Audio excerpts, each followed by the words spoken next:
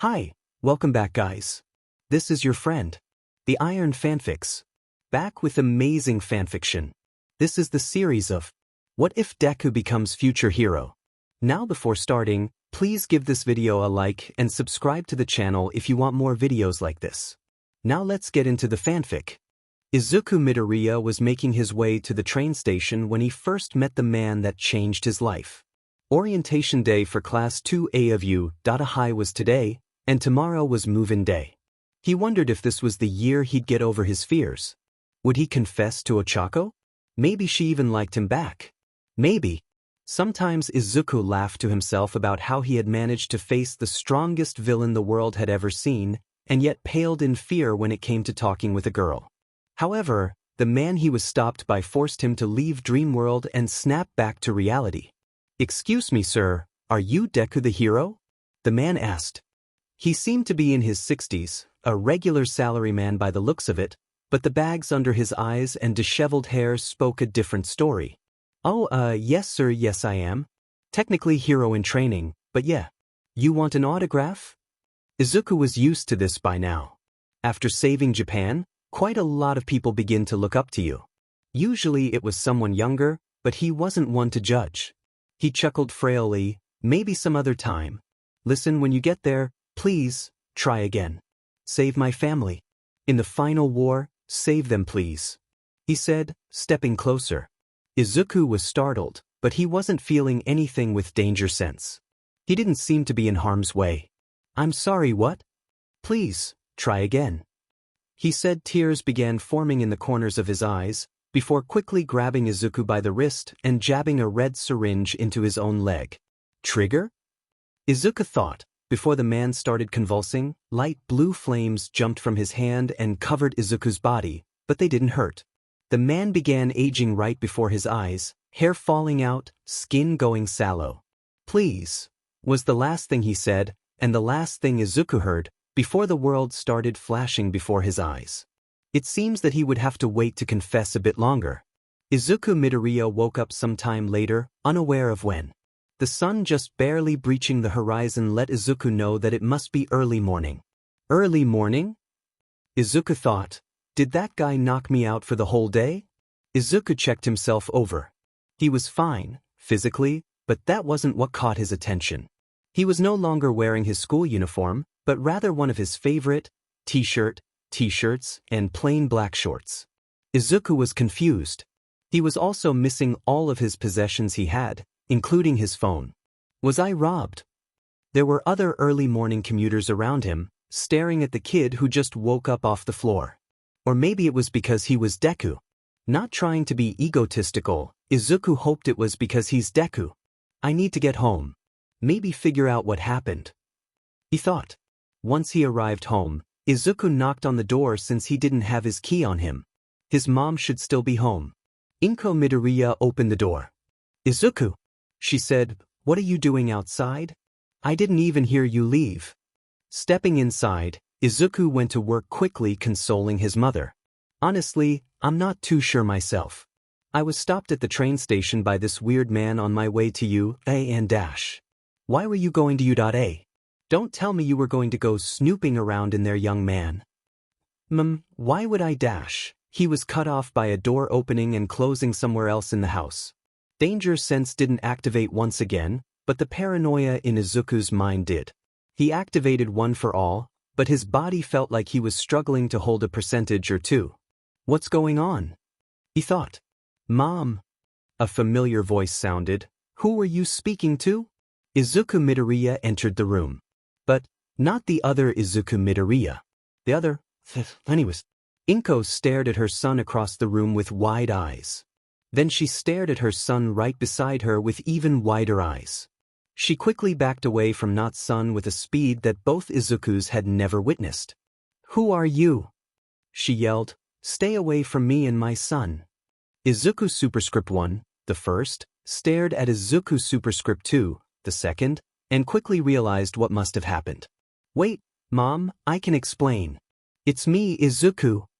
Izuku Superscript 2 had moved to protect his mother. A look of determination was in his eyes, although Izuku Superscript 1 could tell he was afraid. It made him impressed, looking at what he is. Quickly pushing those feelings to the side, Izuku Superscript 1 tried to explain what he thinks happened as best he could. So, I'm pretty sure I'm from the future. Please, what's the date? February 3rd, 2214. Izuku said, still with his guard up. The day of the sludge villain incident. Nothing for now. Listen, I'm from about 2 years in the future. I look exactly the same 2 years in the future? What? Izuku Superscript 1 said, before looking down at himself. He noticed the lack of muscle in his chest and arms, and looking around, he realized how things seemed taller than they were before. No. I just started having another growth spurt. I was sure I was gonna be 180 centimeters. Izuku Superscript 2 cleared his throat. Right, sorry. I think that being transported back in time also gave me the body I had at the time. God, couldn't I have at least started lifting weights if I wanted to be a hero? Hey. Sorry again. Look, on my way to the train today, or I guess in 2 years in the future, a man grabbed me by the arm and used his quirk to, speculating here, send me back in time. To now. Prove it. Izuku Superscript 2 said. We've been diagnosed quirkless since we were 4, and have been bullied for it since. We hide the burn marks and bruises we get from Kaken because we don't want Mom to worry. Also, one time when we were 12, we wanted to know more about the material used in hero costumes that helped protect the wearer despite seeming thin, so we searched up Mirko Leotard Dash. Alright, that's enough, I believe you. Izuku Superscript 2 looked a little less on guard, and a little more red-cheeked. Inko stepped out from behind her son. Izuku, she said, tears forming in her eyes. Mom. She said tears forming in his as well. Listen, I need to get going, lots of things are happening today, and I need to get on top of them. Izuku. He said, pointing to the hymn across from himself, we need to talk privately later. In the meantime, get to school. There's a villain fight you're not gonna want to miss. New hero debut and everything. Izuku Superscript 2 almost squealed in happiness, rushing back to his room to get ready for school. And to make sure he brought a notebook. Not that he had to make sure of that. Izuku Superscript 1 quickly kissed his mom on the forehead before leaving. We'll talk when I get back. Yagi Toshinori was keeping watch in a park like he usually did. He'd go on walks to keep his frail physique active, and liked to do so while on the watch for crime. It was the least he could do. This was probably his favorite bench in Yuzurifu Park. He could keep an eye on his surroundings while still taking some time to be alone. Well, he was alone until some green-haired teens started running towards him. Toshinori didn't get up yet, but he kept himself primed if the kid tried anything. Why would someone run up to a stranger alone anyways? Mr. Yagi! Thank God! That disturbed Toshinori greatly. Why did this kid know his name? Barely anyone did. I was hoping you'd be here, you told me about this place after all. The kid continued, I thought I was going to have to wait until the sludge villain incident to talk, anyways dash. Toshinori continued to get more and more suspicious. I know you're all might. Toshinori spit blood. Young man, what are you talking about? That's dash. I know about one for all, I know about all for one, I know about Nana Shimura and the ones before. They say hi, by the way, I know that you're injured and can't stay in hero form for more than 3 hours. He stopped to take a breath, and Toshinori took his chance to get in a word. Kid, he had managed to tell him things that only a few people in the world knew. He glared at the kid. How do you know that? The teen went to sit down beside him. Name's Izuku Midoriya, I'm the 9th holder of One for All, your successor, but from the future. I think someone sent me back in time to save someone I couldn't save before. Okay, Toshinori was finding it hard to respond to something as wild as this. I guess I believe you. Really? Yeah, I mean you've told me things that no one else should know, so I guess it's really you. I'd like you to meet a friend of mine Tsukachi Neo Mesa, detective, lie detection quirk. Izuku listed off to a stunned All Might. Just to confirm what you're saying is true. Anyways, you're saying that I'll give my power to you in the future? Actually, not to me, that's the wild part, watch this. Izuku let one for all flow throughout his body, red veins crisscrossing his skin, green electricity arcing in the air around him. I've already got it. Which means that two versions of one for all exist at the same time. Toshinori pondered this for a moment. Two versions? This is great news. I could have two successors. He spoke up. So, young Midoriya, you've seen the future, who should I give it to? Izuku immediately started squirming slightly once Toshinori finished. And me? He said. What? You want double the power or something? And no, not at all, I meant the other me. The other you? Yeah, when I got here, I went back home just to find out that the me from before is still here, meaning that there's two MEs. Izuku's tone got more excited as he spoke. Speaking of, you're probably gonna have to save him in like 5 hours. Save him? Why? Toshinori spat. We pass under a tunnel after school today, and when we do, a slime villain comes out of the sewer and attacks us. You save us, and that's how we meet. And then, other stuff happens, but I'll make sure it doesn't happen again. Toshinori took a deep breath before making a big decision. Let's do this, young Midoriya. I guess I'm getting two successors, who are the same people, but not, because one of them dash. Izuku put a hand up and interrupted him again before it could get any worse. Just think of us like we're twins if it helps. Why, a kid, I can do that. Toshinori eyed Izuku for a moment before speaking again. I gave my quirk to someone so small? I get bigger. Time travel made me small again. All right, my bad kid. Now, tell me more about the future. His voice became grim. You mentioned all for one. Now why would you have to know about a monster like him? Izuku sighed, mentally preparing himself to speak about all for one, Shai Hasaki, the MLA, and the final war. Toshinori needed to know everything. Okay, let's talk about the future. Izuku Superscript 2 Midoriya was having a weird day. Never in a million years would he have expected himself to show up to the door one day, insisting that he was from the future. At first, he thought that this had to be someone with a shape-shifting or illusion-based quirk, right? If so, he had to ask them about it, how it worked, what their limits are, things like that. And yet, the things he said disprove that. He knew what Kacchan did to him, and that he tried to cover it up. Also, he knew something that he promised to himself to never speak about with anybody ever. Izuku's cheeks began to heat up again. He slapped his face with both hands, which gained the attention of his classmates around him. Also, he knew something that hadn't happened yet, the villain attack on his way to school. He even said that there would be the debut of a new hero, and he was right. He had never even heard of MT Lady before this. He had to be a time traveler, that was the only explanation. And he said that they needed to speak privately. What did that mean? Was he going to give him secrets for the future? Would he instruct him? Give him tips on the economy? Tell him who would win the next sports festival?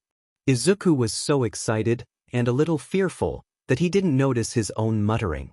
Unfortunately, Kacchan did. Okay, weird day turned pretty bad day. Another him shows up, Kacchan bullies him, blows up, and subsequently throws away his notebook, and he has to fight some fish to get it back.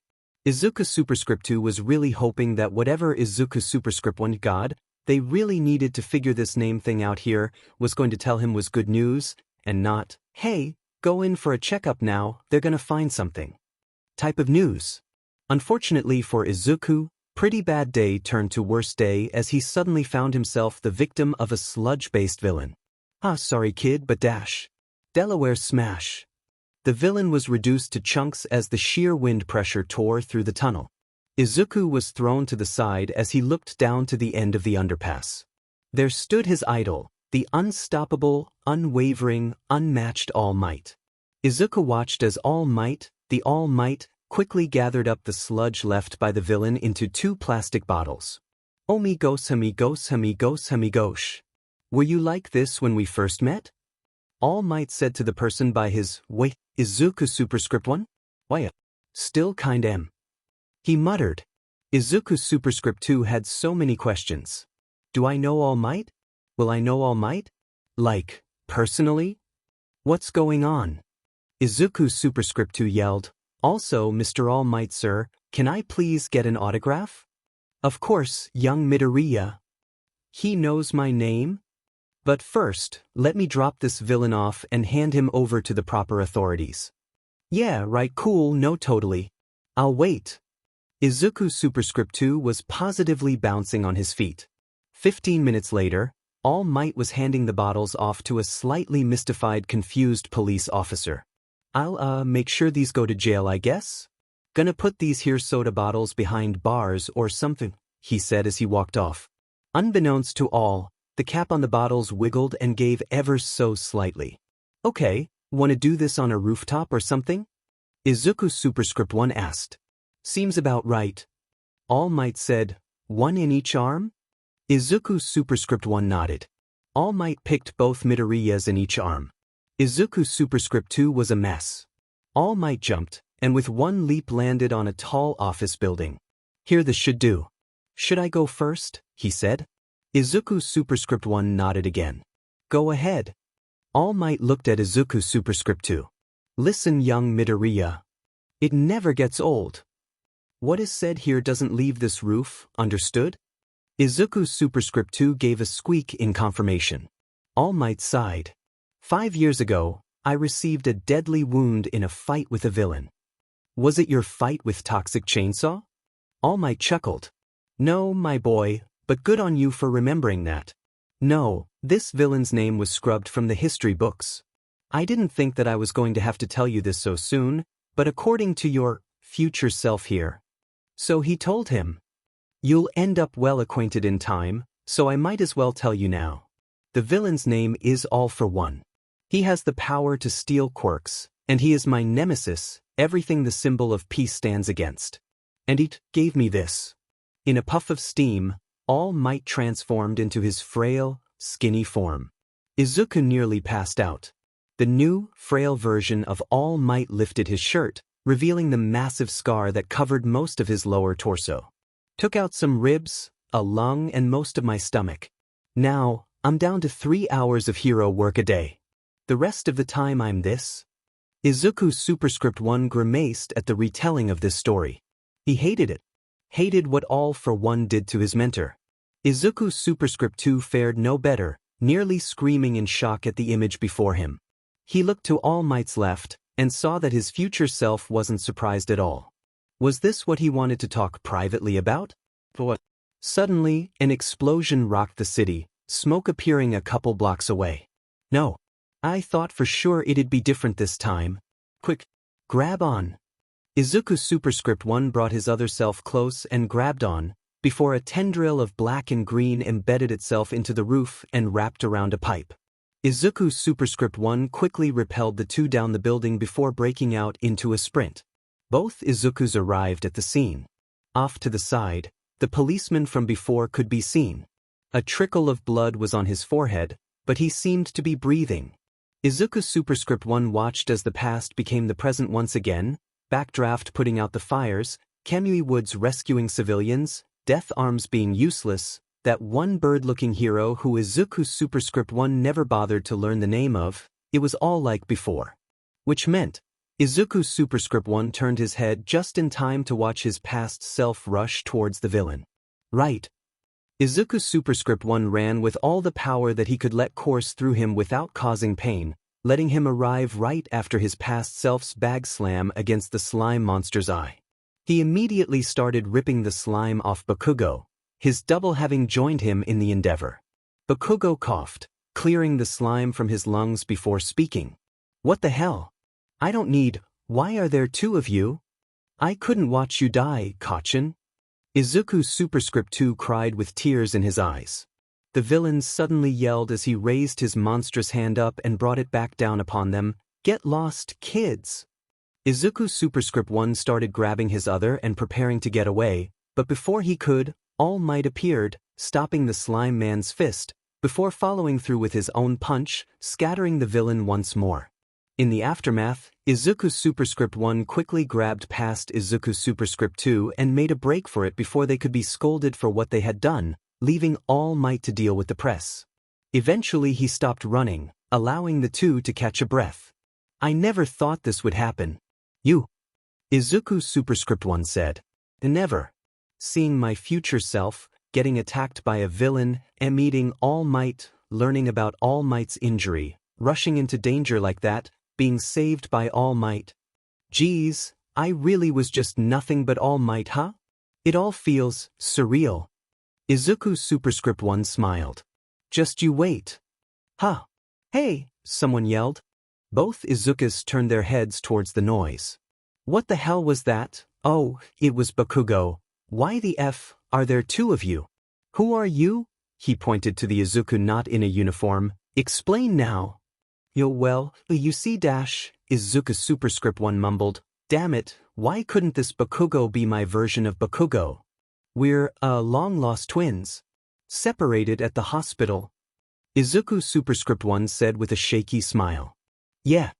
His other self explained, just as shakily, T-twins. Bakugo stared at them incredulously. You really expect me to believe that sheet?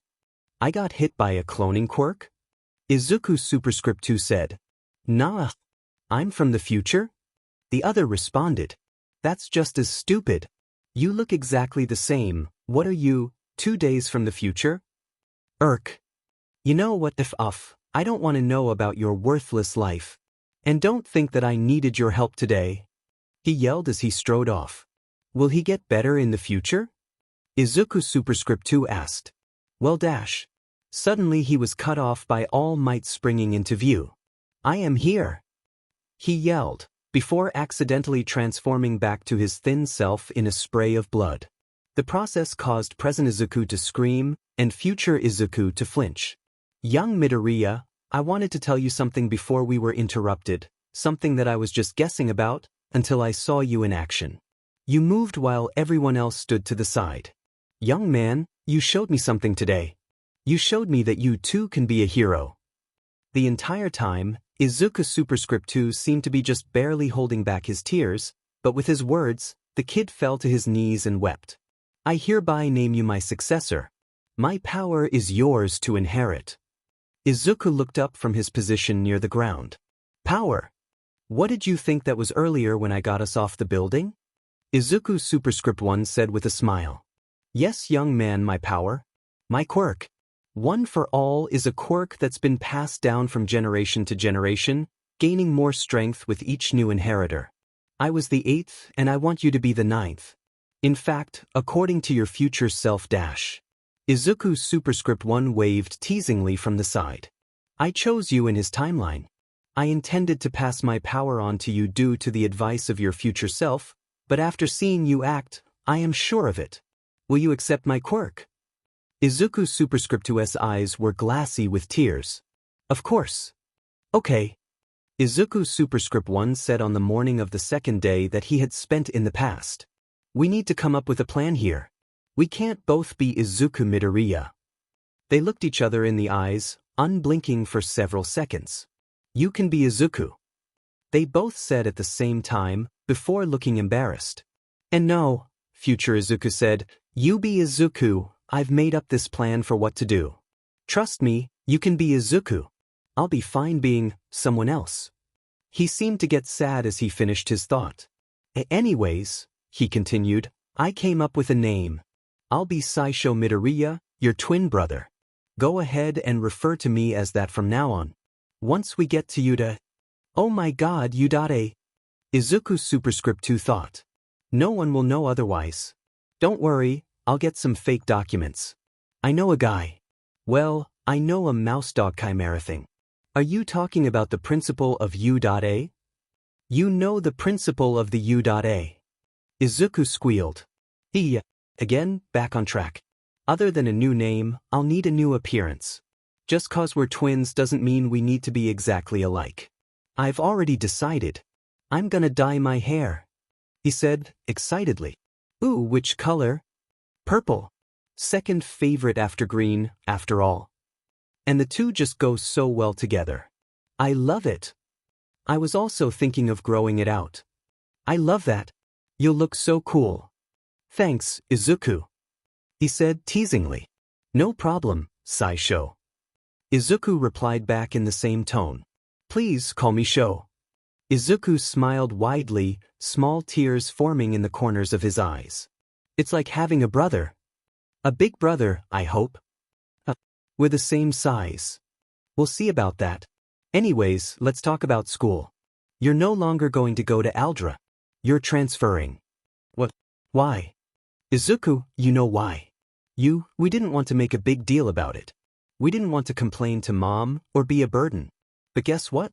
What we're gonna go through in the next few months is a really big deal. Like really big. So I think we should focus on you for now. Okay. What about you though? Saisho laughed awkwardly. I'm not going. That's not fair. Listen, I'll be busy coordinating the next 2 years of our life. I won't have time for middle school, besides, I already did it. Izuku's brow raised accusatorily. You already did a year of UDA, I don't see why you have to do it again. That's different. Listen to your older brother on this. Izuku brought his hands up in mock surrender. I concede. Saisho sighed. Look, we have to get going now, our training starts today.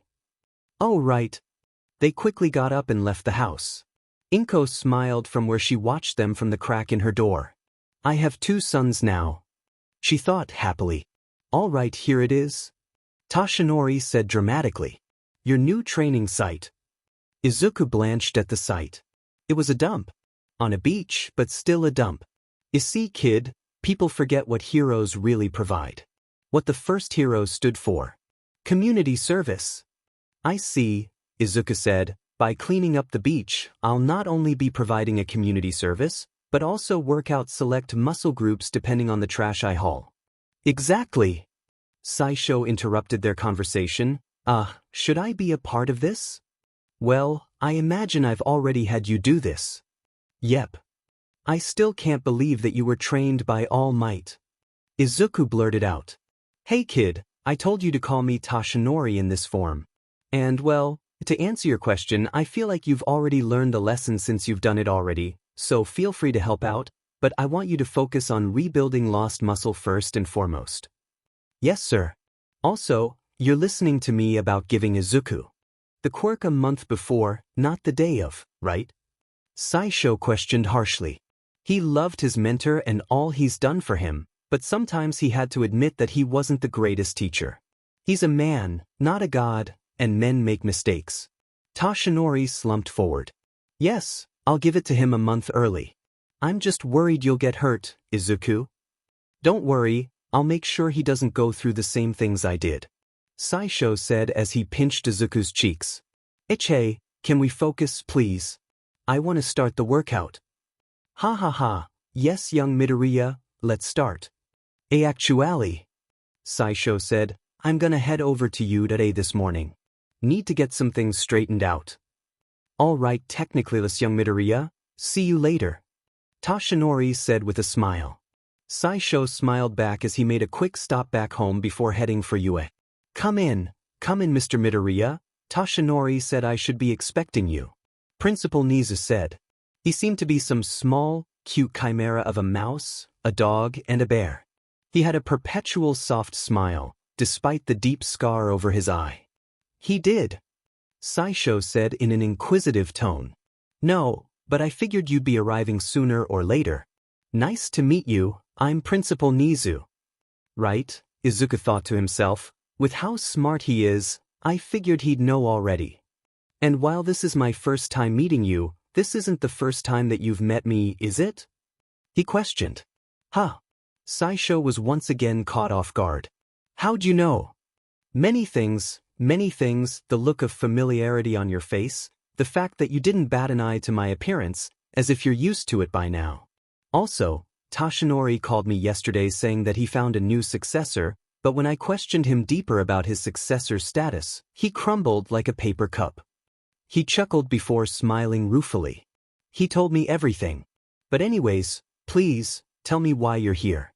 I wouldn't want to assume anything after all. Right, ahem. Saisho faked clearing his throat for no apparent reason. So, since I'm from the future, I brought this. Saisho took out a notebook and quickly flipped through it while talking. Every page was filled with text and drawings. Every important event, how it happens, when it happens, plus sketches of significant villains, what makes them tick, their weaknesses, etc. He closed it. However, before this happens, I need help with 3 things. Principal Nizu seemed to have a glint in his eyes. Something dangerous. Please, Midoriya, state your demands. He chuckled. Saisho sighed. Principal Nizu always seemed 5 steps ahead, and 6 steps away from world domination. Saisho, and the rest of humanity, was lucky that he was one of the good guys. First, help me with my records. I technically don't have any, and if I'm to attend you, I'll need them. Simple enough, I can fabricate some fake documents, birth certificate, social security number, that sort of thing that'll stand up against severe scrutiny in no time. Nizu promised. Good, because that was the easiest thing on the list. Second, we need to perform a raid on the Shai Hasaki. Yakuza? May I ask what for? Saisho's face tensed, the corners of his eyes creased. They have someone. A young girl, probably 4 or 5 right now. She's being hurt and abused in the worst way possible. More info about it is available in the notebook, but they're using her to create a quirk-destroying drag. If we act quick enough, then they won't have one produced yet. Saisho looked at Nizu not with sadness, but with a glare of determination. We have to save Eri, Principal Nizu. Please. Nizu lost his smile for the first time. He empathized with the girl. After all, he had experience being a lab rat, being the subject of clinical trials. Of course, Midoriya. I'll create a team as soon as possible. It may take some time in order to orchestrate a raid with little foundation, but I'll do everything that I can. Saisho smiled slightly. Good. Thank you, sir. He straightened himself. One last thing. I also need to save someone else. Just in a different way. The principal's eyebrow, if he had them, raised. Oh. There's this girl, Himiko Toga. She needs help. She's a villain, but she can change, she just needs help. She needs a support system. She currently has no one, and with a quirk like hers, it leads her down a bad path. But I know that there's a path of redemption for her. Once again, that look of determination. Nizu mentally laughed to himself. Oh Midoriya, you'll be a great hero one day. I'm sure you already were. All right. Nizu said. Tell me what needs to be done. Search for a Himiko Toga. She lives rather exclusively in more dense urban areas, helps her blend in. She's young, about my age, blonde hair, yellow, cat-like eyes, with long canines. In pretty much every encounter I've had with her, she's worn a middle school uniform. Might be her only real pair of clothes. She probably very recently attacked one of her classmates after years of quirk neglect led her to snap. Saisho let out a small breath at what he was to say next. Her quirk lets her change into other people after she drinks their blood. Because of this, I believe that she has a sort of dependency on blood.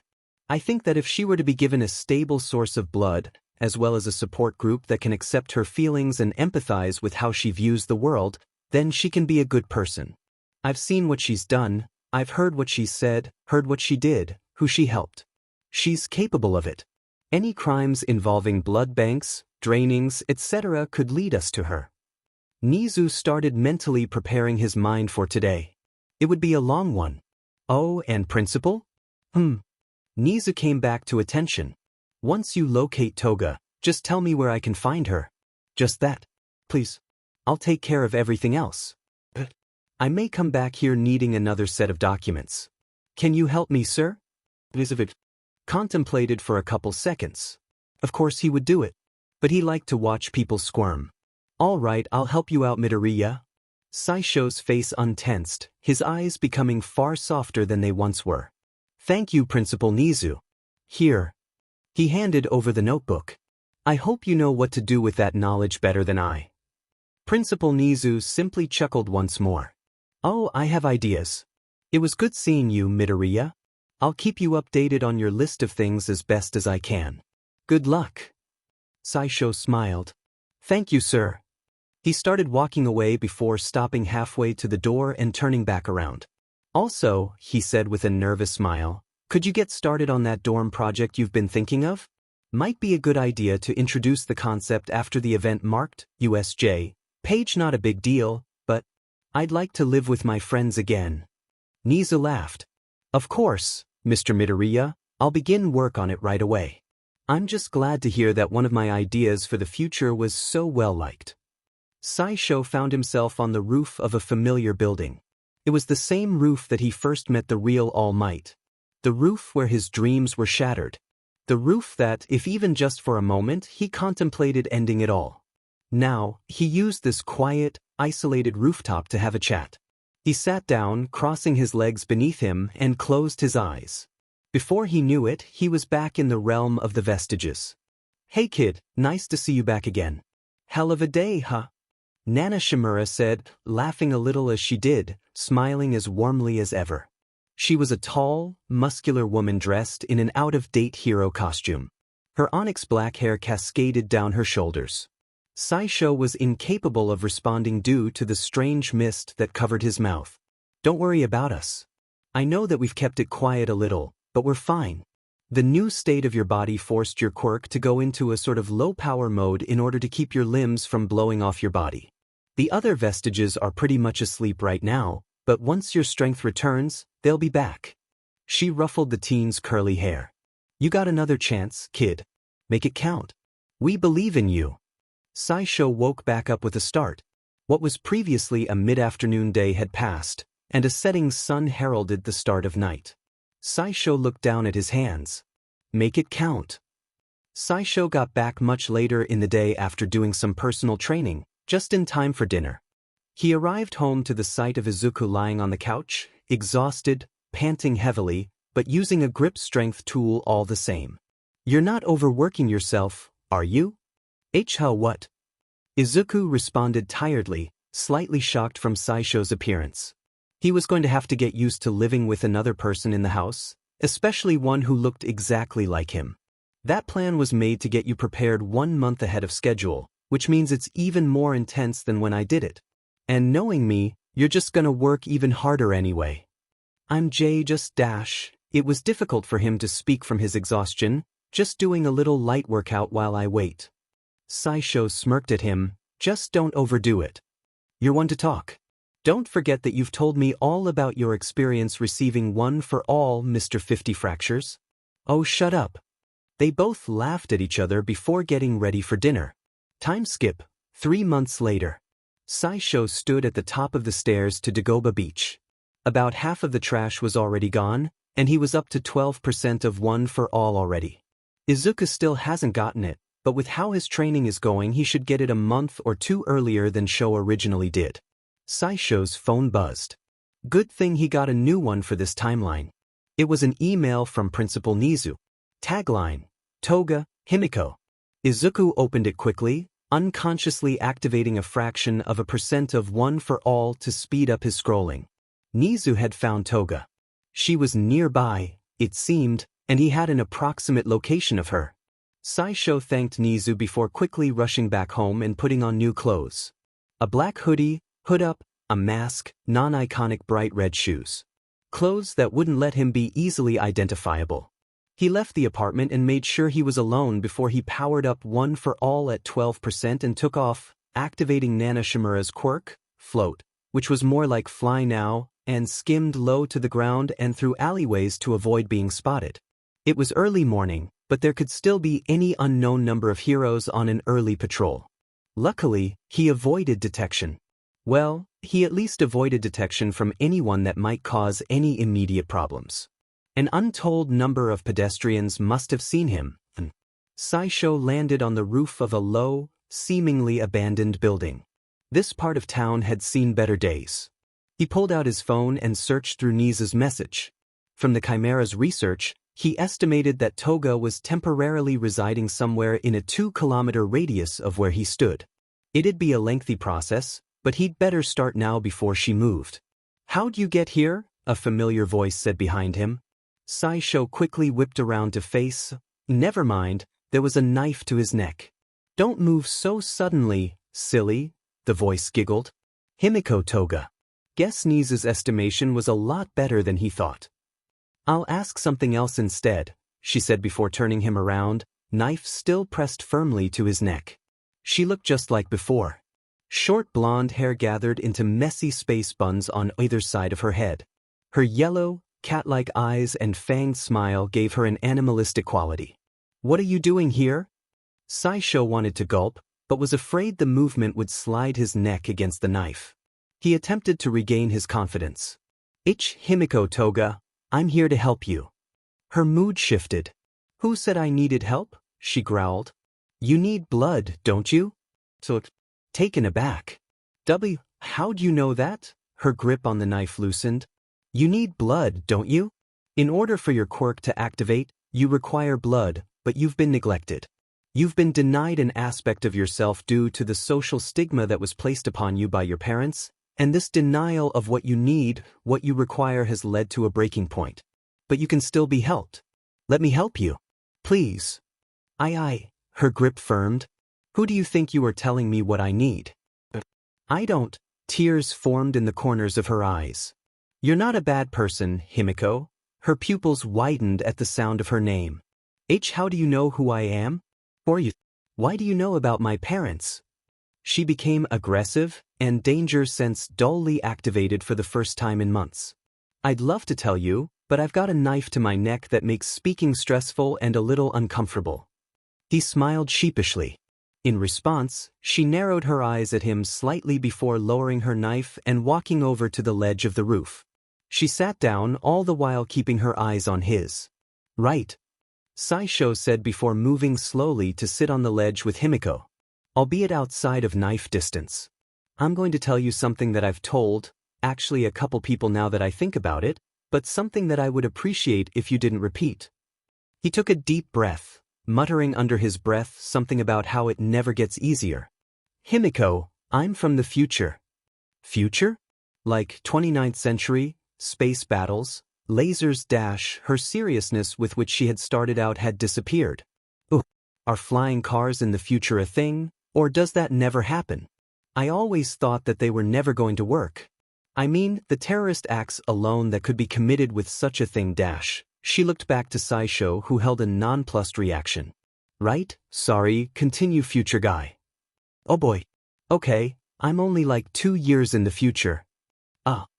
And I want to set you on a different path." "And what's so wrong with the one I'm on?" she asked aggressively. Saisho frowned slightly. "I've seen what you did, why you did it. You ended up becoming a villain because of the way you were treated by the world. You wanted to change it. I'm telling you that you can, but you don't need to hurt people to do so." "And why should I trust you, future guy?" "My name's Izuku Midoriya, but call me Saisho Midoriya. I can tell you why later, but..." He hesitated a moment before pulling up his sleeve. "Drink. Why, you can drink my blood. I figured that you're going through blood mania from your quirk. I looked it up. Apparently, a lot of blood-based quirk users are reliant on a steady supply of blood, and if they don't have it, their mental state suffers for it. In fact, she put a finger to his lips. When did she get so close?" "I got it, Saisho." She giggled. "You just want me to taste you." Saisho blanched in response. "Maybe you're a little right. I won't turn down a meal, anyways." She grabbed Saisho's forearm. "Ooh, a little muscle, huh?" Saisho scratched his head nervously with his free arm. "I'm trying to get back the muscle that I had before coming here. When I was sent back in time, it also affected physical state and dash. Again. You're doing it again." "Oh, sorry." She giggled at him. "I wouldn't normally mind, but I'm kinda hungry." She lowered her mouth and bit down on his forearm. There was a small twinge of pain, but it felt surprisingly nice. Pleasant even. Like an interior forearm massage. After about a minute, Himiko pulled away. Her lips were stained red. Thank you." She blushed. "And maybe you're right. Maybe. But..." The corners of her eyes became wet with tears once more. "What if it's too late for me? What if I can't go back? What if I've already dash." "Stop," Saisho demanded, taking a hold of her shoulders. "It's never too late to make up for what you've done. You can be a good person, Himiko. I bet you'd even make a great hero." Saisho once again hesitated for a moment, looking away before meeting her eyes once again. A new determination flared in him before he began again. Stick with me, Himiko. I'll make sure you end up on the right path. What do you mean? You need friends, you need family, you need a home, and you need blood. See, come live with me, I'll be able to dash. Are you really proposing that I live with you? I barely know you. Himiko, where were you sleeping tonight? Her eyes wandered to the entrance to the building. In the abandoned building, am I right? Himiko avoided eye contact before sheepishly speaking. I mean the roof, not the building itself, but yeah. Himiko, please. Listen, you don't have to trust me immediately. There's something that we can do for each other beforehand. Himiko blushed slightly. She was getting kinda into the cute future guy who cares for her, and gave her blood, and was the only one who ever told her that she could be a good person. Honestly, pretty much whatever he said right now, she'd probably go along with it. Like what? She smiled softly. Help me take down the Yakuza. Himiko blinked. What? I know a perfect way to prove that you can be a good person. Help me save someone. I'm listening. Explain. Alright, so here goes. It was a week later. Saisho was dressed in his vigilante garb once again, standing on the roof of a building overlooking a cafe. While he was appreciative of Nise's help, it was simply taking too long. The amount of red tape and legal jargon that Nise would have to go through, as well as coordinating a team and rescue plan for this whole thing as well. It was taking too long. Every day that he waited was another day of torture for Eri. It took everything in him to not bust down the door now. He also knew the risks that such an operation carried. Too many people could get hurt. Too many could get killed. Saisho was going to make sure that no one died today. Even if he had to break a couple laws. He knew that the laws were there for a reason, that they helped the little guy more than they hurt them. But he knew he couldn't just sit and wait. So he made a plan. Specifically, he's had a plan made since day one. Hey, Himiko called out as she arrived. What are we here for? She said as she stared out over the surprisingly peaceful area. It was nice, for a spot that she thought she was going to be fighting Yakuza to the death in. Little bit of reconnaissance. He said, Do you need blood? He began rolling up his sleeve. Himiko began to drool a little. His blood was delicious. No. I want to get this over with first. Saisho smiled. Let me explain. There's a head Yakuza in that cafe right now, goes by the name Chronostasis. His quirk allows him to stab people with his hair, and depending on which part he stabs you with, you slow down a certain amount. He pointed over to the business in front of him. It was a cat cafe. What's a head Yakuza doing there? She asked quizzically. I don't know. But I've been watching him for some time, getting an idea of his routines. He stops by this cafe every week, stays for an hour or two, then leaves.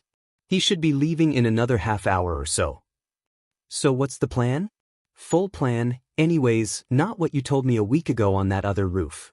Once he comes out, we wait for him as he crosses an alley into a street 2 blocks from here. Once there, we ambush him, knock him out, you drink enough of his blood to disguise yourself as him for a couple hours, we infiltrate, we rescue Eri, and get out of there. He explained quickly. Spare no detail, huh? Himiko said sarcastically. I'm trying to stay focused right now, not get caught up in the reeds and all that, you know? If I think too much then dash.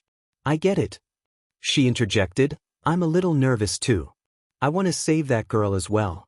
I want to do some good for once.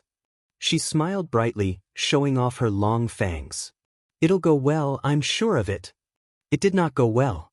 I knew you'd show yourself one day, kid. Think I wouldn't notice your creepy stalking? The Yakuza stabbed at Saisho with his hair, who barely dodged it in time. I figured I wouldn't need help to deal with someone as young as you, but I guess I was wrong. First time for everything. He mocked. Chronostasis had Saisho on the back foot for a little bit now.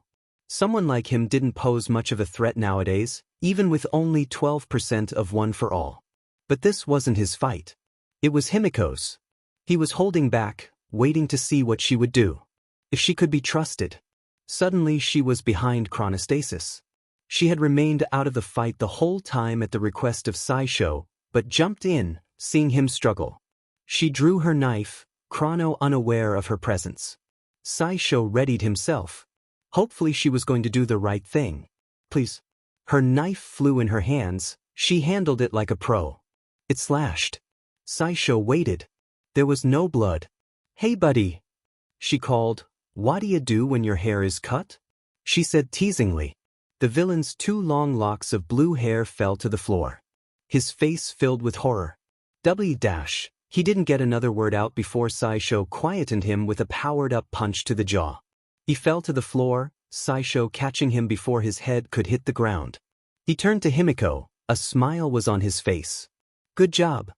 Yeah, well someone needed to shut him up. He was talking too much trash, so I decided to talk some myself.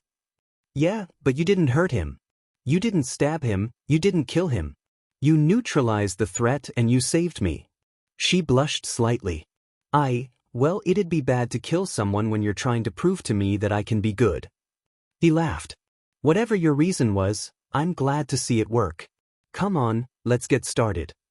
She nodded and pulled out a syringe. You're not going to just drink his blood? He asked. I don't like this guy. Feels too icky. This is business, I'll keep drinking skin to skin as a personal privilege. Saisho felt proud of her. She already was so different from before. Maybe because this was more than a year before he last met Himiko, but she seemed willing to change. She drew the villain's blood before taking the plunger off the syringe and drinking it straight. She cringed slightly. His blood felt oily down her throat and the taste wasn't pleasant. Not like Saisho's. Okay, she said, that should be enough for 12 hours when I activate it. What should we be doing about hairdo over here? She said, nudging the man's chest with her foot. I brought some rope with me. Saisho said, pulling a bundle of rope out of a mostly empty, concerningly large duffel bag he dropped down earlier. Please don't tell me that's what I think it's for, she said, pointing at the duffel bag. It is, he scratched his head in embarrassment. How did you think we both would be getting in? I don't know, I thought you'd whatever. No, tell me, what did you think I'd be doing to get in? Saisho's mouth curved upward in a smile. I thought he'd hide under the big this guy has. She said quickly and quietly. Saisho was barely holding it in. Himiko flustered and turned bright red. Don't laugh. Your idea is just as stupid, she yelled. Do you really expect me to waltz right in? You really think it's going to be that easy? It really was that easy. She should really keep her mouth shut at this point. Surprisingly, not many stopped her. Most kept to themselves, recognizing the hierarchy here. The few that did try to make conversation didn't suspect a thing. Himiko was a great actor after all. The only problem was finding where the girl was located. The hideout was a maze of tunnels and rooms, floor after floor of gray corridors and large open rooms. And while Saisho had some memory of the place which saved them some time, it still wasn't an easy task. He talked quietly into an earpiece when no one was around, telling her where to go. Eventually they found it. It seemed unassuming at first, another door like any other. They'd opened quite a few on their way here, so it was a shock when they found a completely normal-looking little girl's room. It was well furnished, with several toys scattered on the ground and bright colors on the walls. Seeing how regular the room appeared made something inside Saisho burn. Sitting on the bed, quivering quite a lot, was Eri. She was a young girl, maybe 4 or 5 years old, with white hair, red eyes, and a small pale horn on the right side of her head. She was dressed in a simple gray gown. Bandages covered her legs and arms. She seemed even more fragile, more young and vulnerable, far too innocent for the hell she was going through. No one deserved to go through what she had. Zip me out, Saisho said. Himiko complied and unzipped the bag, allowing Saisho to come out. You're pretty heavy, you know, she grumbled. He ignored her, instead focusing solely on Eri. It's okay, Eri, my name's Izuku Midoriya. I'm here to get you out. I'm here to save you. He smiled as widely as he could. The room seemed brighter at that moment. Himiko, leave the room, please, you look like one of the bad guys right now. Keep watch outside. Himiko moved to comply. Saisho turned back to Eri. Don't worry, that isn't the bad man, she's just disguised as him. Her body language softened, but she was still on guard. "Wi," she said, voice breaking slightly as she spoke. "G, go away, please, they'll hurt you. They said I deserve this.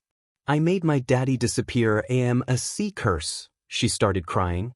"That wasn't your fault, Eri. It never was, and I'm sure your dad would say the same." He went a step further, but stopped himself. "Eri, can I hug you?" he asked. His heart was close to breaking for her all over. What do you mean?" And there it broke. He composed himself. He needed to be strong today. For Eri. "It'll be fine, I promise." Eri nodded slowly. She trusted him. He wasn't like the others, that much was obvious. He got closer and Eri panicked. "I see could make you disappear too." He put his arms around her and held on tight anyway. His embrace was comforting. It was firm, but not constricting. His hand held her head against his shoulder. She cried, harder than she had in some time. "I'll save you, Eri. But you're gonna have to trust me." Minutes later, both Himiko and Saisho were walking down the halls, keeping as calm as possible. Himiko was still in disguise, Saisho was wearing a bird mask he brought with him, and Eri was lying as still as possible in the duffel bag. They were maybe halfway through before the alarms started to blare. A voice came over an intercom. "Someone took the girl. Shut down now, no one's leaving. Be on alert." Himiko and Saisho exchanged looks. The duffel bag squirmed slightly. They walked faster. Maybe they could get to the exit before they're found out. "Hey, excuse me, sir, you mind me asking what's in the bag?" said a particularly ballsy Yakuza. "Nothing to do with what's going on, and nothing you need to know. Get out of my way," Himiko said, keeping up the charade as much as possible. "Normally you'd be right, sir, but I'm gonna have to ask Dash." Saisho interjected the man the same way for the second time today, knocking him across the room. "New plan," he said, picking up Himiko and the duffel bag. Himiko blushed as she was pulled into a bridal carry by a boy much smaller than the body she was transformed as. Luckily, the blush was kept hidden by the bird mask. Saisho blasted off with a combination of One for All and Float, keeping Eri close to his chest to reduce the effects of the change in gravity as he flew. Yakuza thugs appeared on their path, but were buffeted by the wind generated from Saisho's flight. Hall after hall they flew.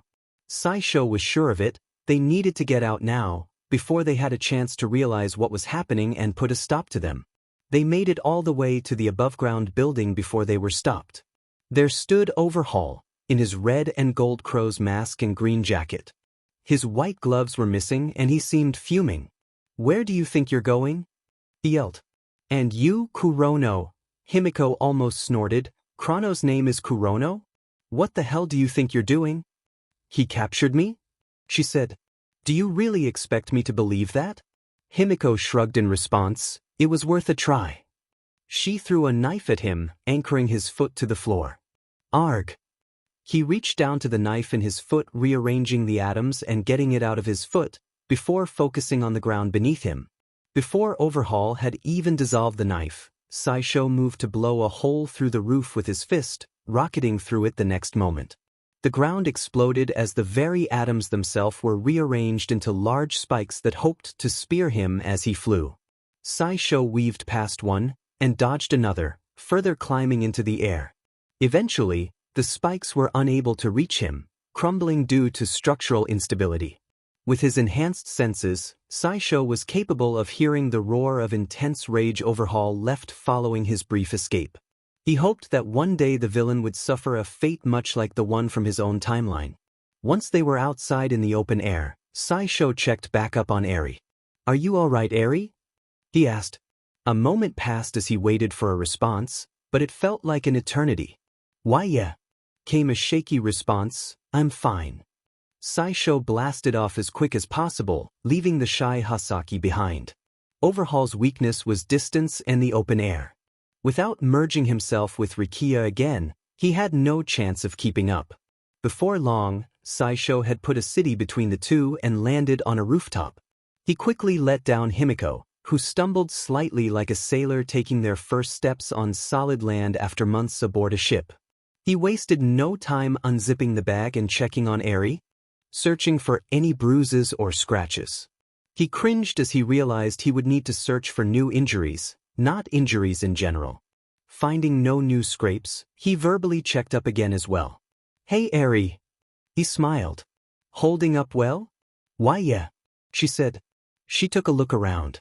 She was outside, and could see the clear blue sky. She was rarely outside. "Am I dash?" she choked up, tears flowing down her face.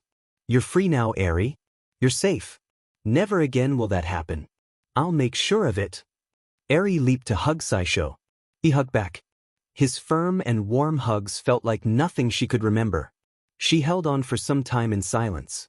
"Eri," Saisho spoke up, "do you mind if I introduce you to some people?" he asked. Eri slowly pulled away and looked at him, tears still staining her eyes. She nodded and hummed in confirmation. "Good. Let's go meet some nice people. Maybe get you some candy or apples or something along the way." Saisho had informed Principal Nizu of what happened, as well as his reasoning for it. Unsurprisingly, Nizu wasn't surprised. He estimated that this would happen, and got a hold of Aizawa. Saisho told Himiko to wait for him outside and would meet up afterward. He hadn't told Nizu the deal he made with Himiko. This would be Saisho's first time meeting Eraserhead in this timeline. He was a little nervous, as he usually was around Mr. Aizawa. He arrives in his hero gear, capture scarf wrapped around his shoulders. His black hair was long and messy, eyes heavy with exhaustion, but Saisho saw how they scanned his surroundings constantly. He was an underground hero who was constantly on alert. His eyes settled on Saisho Midoriya and the small girl he held in his arms. "Why'd you call me in, sir?" Courteous as ever, Aizawa." Nizu chuckled. "I know this is going to sound strange, but I'm going to need to ask a favor of you." His eyebrow raised. "And that is, watch over this young girl. You needn't be with her constantly, but I've agreed to take charge of her as a ward of you, and I need you on standby. You see her quirk is dangerous, and you need me to be there in case it goes off until she can learn to control it." "I can tell." "Right as ever." "Right." He sighed. "And what's with the other kid?" He motioned to Saisho. "What are they doing here anyway?" "Mr. Midoriya here is the son of a friend of mine, and he found this girl on the street after her quirk went off. He came here because he figured that I could help him out, and he was right." Nizu smiled. "Aha," Aizawa said, not believing it for a second. "What is her quirk?" he asked. "It can rewind an object's time." Saisho spoke up. He put his hands over Eri's ears.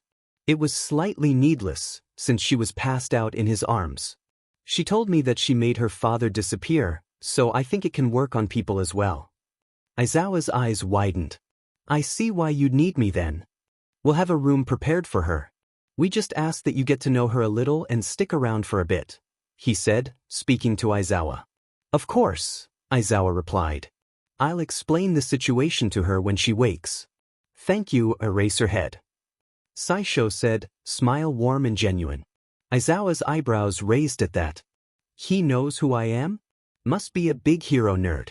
Don't really run into many that can recognize me." "No problem, kid."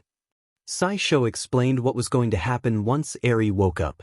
She seemed really scared to be separated from her savior so soon, but he promised to come back every day, and her fears were slightly assuaged.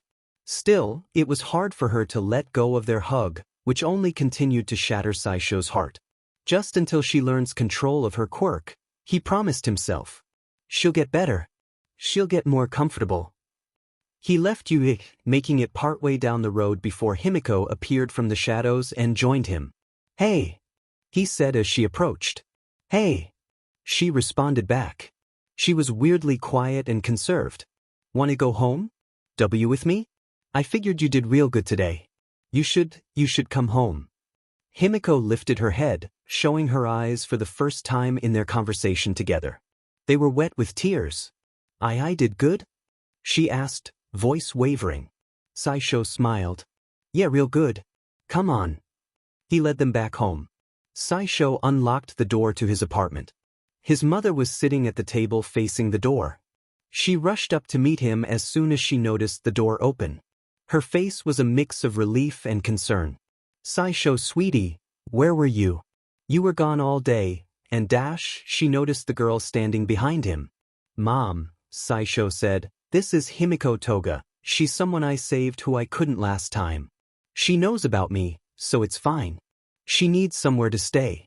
Can she stay here? He asked. Hi Mrs. Midoriya. Himiko greeted shyly, standing behind Saisho as if he were a shield. Her experiences with parental figures weren't stellar, after all. I mean yes? I trust you sweetie so she could take the guest room. Oh, but honey where will you sleep? Saisho waved his arms, already knowing that he'd give up his own space for another. Any other alternative never even registered in his mind. It's no problem, I'll sleep on the couch, or on the floor in Izuku's room. Inko's face twisted in concern for her son who seemed too mature for his age. If you say so, sweetie. I worry for your back though. She turned to Himiko. It's nice to meet you Miss Toga, I'm Inko, is Saisho's mom. She smiled. Call me Himiko please. She said. Saisho noticed how meek Himiko was acting, far unlike the self he was used to. Is she okay? I'll go prepare her room. Is Izuku back yet? No, he's still out training. You know how you both can get. He chuckled lightly. He sure did. He walked to what was his room, and which would now be Himiko's. He wouldn't have much to move out, since he didn't acquire too many things in his 3 months since arriving. It did hurt slightly after he realized that his All Might collection was now technically someone else's. However, he had to think on the bright side. This was just an opportunity to build a new one. He closed the door after Himiko came through. A threatening aura suddenly filled the air, the hairs on the back of his neck rising, but danger sense didn't respond. She immediately turned on him, pinning him to the wall, hands on his shoulders. His mind flared with anxious thought. Was she really better? Was she just doing all this to get him to lower his guard? She leaned forward on her feet as she brought her head close to the side of his, her mouth hovering over his right ear. Her hot breath tickled the hair on the back of his head, sending a jolt of electricity down his spine in response. I love you, she whispered. He figured he might end up with the same result as before, but he was hopeful she'd lose interest if she knew what he was really like from the start. Why would someone love a guy like him, after all? She pulled her head back to look Saisho in the eyes. She sported a full-face blush, matching Saisho's impression of a strawberry. Sho was nothing like his past self. He'd matured into a much more confident teenager over his year at UDA, but even so, he still had difficulties looking Himiko in the eyes right now. But you just met me. He yelled. You said you knew me in your timeline as well. Was I in love with you then too? She asked. Her voice was soft, filled with emotion and anticipation. The meekness from before was nearly entirely gone, and yet a hint could still be heard as she awaited Saisho's words. It was a sudden realization, but she loved Saisho, and if she loved him now, did she love him before? Wait, not before. In the future? Before in the future? God, time travel esigus whatever. Why a little.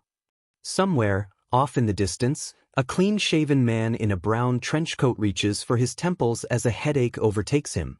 A lie has been told, and an extremely big one at that since he's never had his quirk go off so badly. Then it's natural I guess.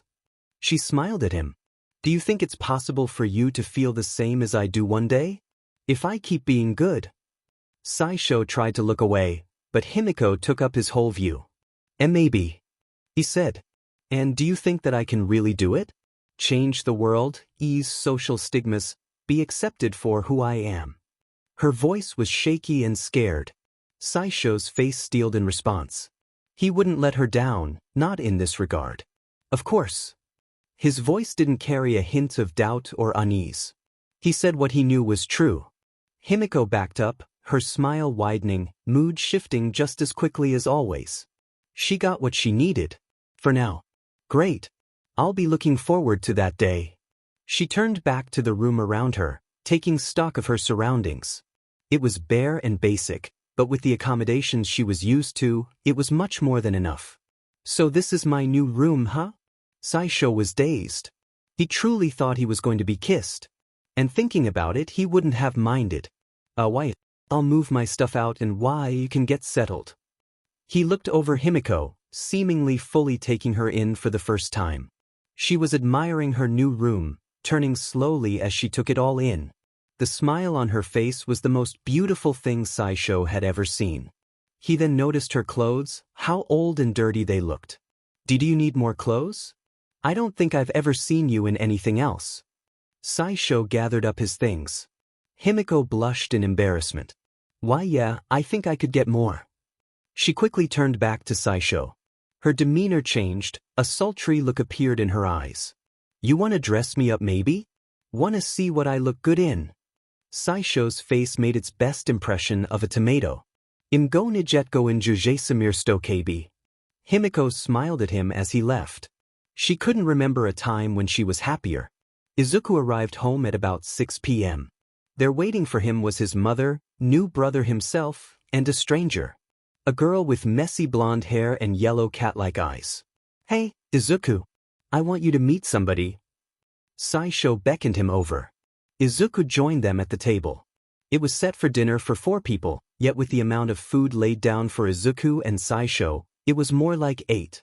Luckily, Saisho had gotten All Might to help out with expenses. Saisho motioned to the girl sitting beside him. "This is Himiko Toga, she's a reformed villain. Or, she was a villain in my timeline." He looked over at Himiko in query. "Were you technically a villain in this timeline?" Himiko shrugged. "Anyways, I decided to save her because I know that she just needs the right support to be a hero. We talked, and she plans to attend U.A with us. I'd like for you two to get along as friends." Saisho motioned for Himiko to speak while he started to dig into his food. "That's right. Call me Himiko or Himiko Midoriya, because me and your brother are practically already engaged." Saisho started choking on his food. Inko and Izuku were equally stunned.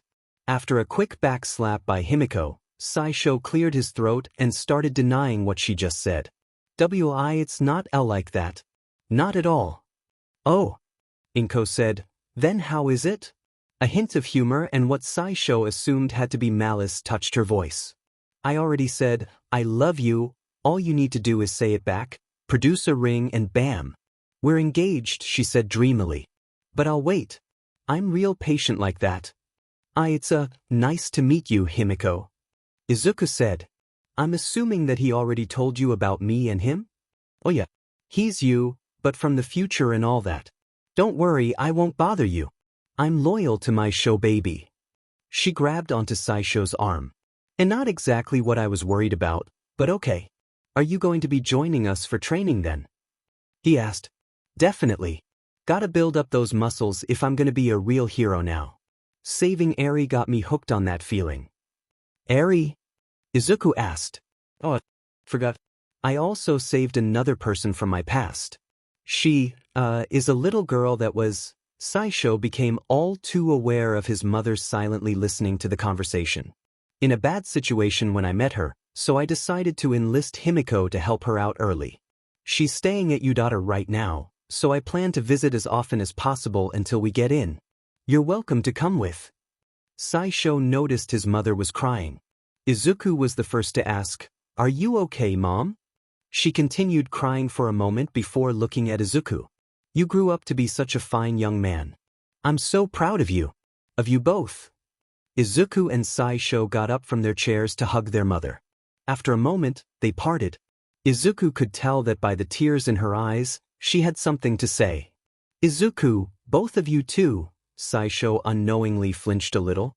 It had been a while since he was referred to by Izuku. It felt nice again. Like this whole time he had been pretending to be someone he wasn't. "I'm so sorry. If it was anyone but a Midoriya, the amount of tears would be incredibly concerning. When you were younger and you asked if you could be a hero, I couldn't answer you. I didn't think it was possible, and I felt so sorry for you." Off to the side, Himiko looked concerned, but the love that this family held for each other. It was beautiful. Inko looked at her 2 sons, and saw nothing but greatness in them. "But I was so wrong. And nothing has made me happier than you proving me wrong." Her smile was warm. "I'm so proud of you both. I'm so happy that I got to raise such a wonderful kid. And now I have two. I'm the luckiest parent in the world to raise one kid and get two noble heroes for my efforts. Izuku looked over at his brother, but realized that he was having great difficulty in doing so. Tears clouded his eyes. So did Saisho's. They gathered together again for another group hug. Himiko looked at the family before her. Mild concerns about the rapidly growing pool of water aside, she realized that this was all she truly wanted. A loving family. Saisho reached out and put an arm around Himiko's shoulder, bringing her into the fold. And now she got it. So, Himiko, huh?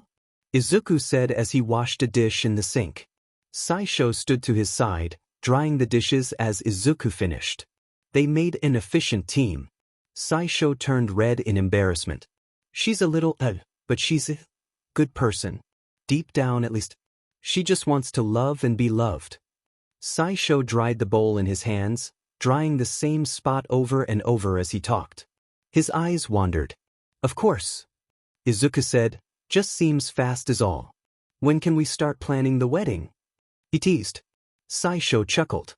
You should have seen her when we first met. Didn't even know her, and here she was confessing her love while also attacking us. Izuku's face stiffened. Anyways, she said that she was going to join us at Udere. I wanted to ask about that. Didn't you already finish your first year? Shouldn't you start your second? Saisho turned his eyes to the floor.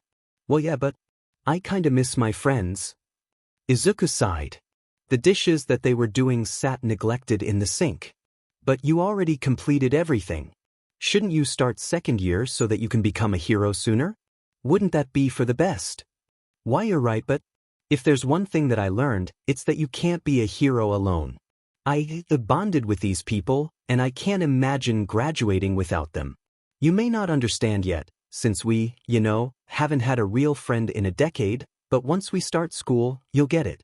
Trust me. Izuku's brow furrowed before he turned away.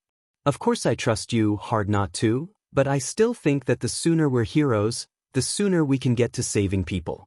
Saisho put a hand on his brother's shoulder. In due time, Izuku. 1.5 months before the entrance exam. In recent news, the company, Detnerat, was forcibly dissolved today after ties connected them to the new Meta Liberation Army. The president and CEO of Detnerat, Rikiya Yatsubashi, was taken into custody today after, according to law enforcement, a group of top 10 heroes including All Might himself forced the man to give up. Mr. Yatsubashi, as well as dozens of members of the MLA including several pro-heroes are currently awaiting trial, while possibly thousands of different individuals are being investigated as being tied to the shady organization. Saisho turned the TV off. He had wanted to take part in the raid last week, but All Might insisted he stay out of it. He still didn't have his provisional hero's license after all. The entire week, he felt as if he was on the edge of his seat, waiting for new info on the progress of the operation. 2 days ago, All Might contacted Saisho, telling him of the operation's great success. Thanks to his intense, detail-oriented notes about the Meta Liberation Army, the heroes were able to pull off a clean raid. Nobody died, but several were injured, one of which was forced to retire due to the severity of their injury. Upon hearing that, Saisho felt bad for how he possibly could have changed that if he was there, but All Might assured him that Sho had done all he could, and that without his knowledge, the raid wouldn't be nearly as much of a success, if they would even be able to call it a success at all without him. That seemed to assuage his guilt a bit. But it would always be there. Saisho put his running shoes on and made his way down to Dagoba Beach. It had been cleared of trash months ago due to the combined efforts of Saisho, Izuku, and Himiko, but they still often used it as a meeting point due to its reputation as a dump that has kept it relatively abandoned despite the now pristine waters. Ever since they finished, Saisho introduced Izuku to a gym for people with strength enhancement quirks. While he didn't have one yet, he would soon. In fact, he'd be getting it today. Saisho ended his run at the steps to Dagoba. All Might in his muscular form and Izuku in his less muscular, but still rather chiseled, smaller form were standing on the beach. Just from the way he was talking, Saisho knew that All Might was giving him the speech. He plucked a hair, continued on, and suddenly made a loud command. Now eat this, he yelled. Saisho couldn't see his face, but he knew the expression Izuku was making. Young Midoriya. All Might's voice was strong and imposing, doubly so when he was in his hero form. It clashed with the real, frail version of his actual physique. Over the past 8.5 months, you have proven yourself time and again that you are worthy of my power. Let it be known, young man, that there is a difference between those born with power and those that earn it. You, my boy, have earned this. He went to pluck one of the hairs from his head. Truthfully, I'm incredibly lucky to be able to see that I did not choose wrong, but even so, I know without a shadow of a doubt that you will be an incredible hero. Now eat this. He held out the hair in his hand. Izuku, who had been on the verge of tears the entire time, now suddenly blanched. It. All Might's demeanor suddenly shifted. The serious bravado he carried himself changed into one of embarrassment. What, did Saisho not tell you? You have to ingest some of my DNA in order for the transfer to work. Suddenly the sound of laughter could be heard. Izuku looked behind himself and to the right to see Saisho standing at the top of the stairs at the entrance to the beach, doubled over in laughter. Izuku turned back to All Might and slowly took the hair from him. And this isn't a prank or something? All Might waved his hands defensively. Of course not, I have nothing to do with him laughing over there.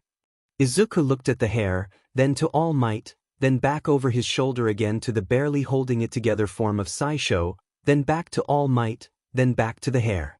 Whatever. He swallowed the hair and gagged. Why'd you pick the longest one?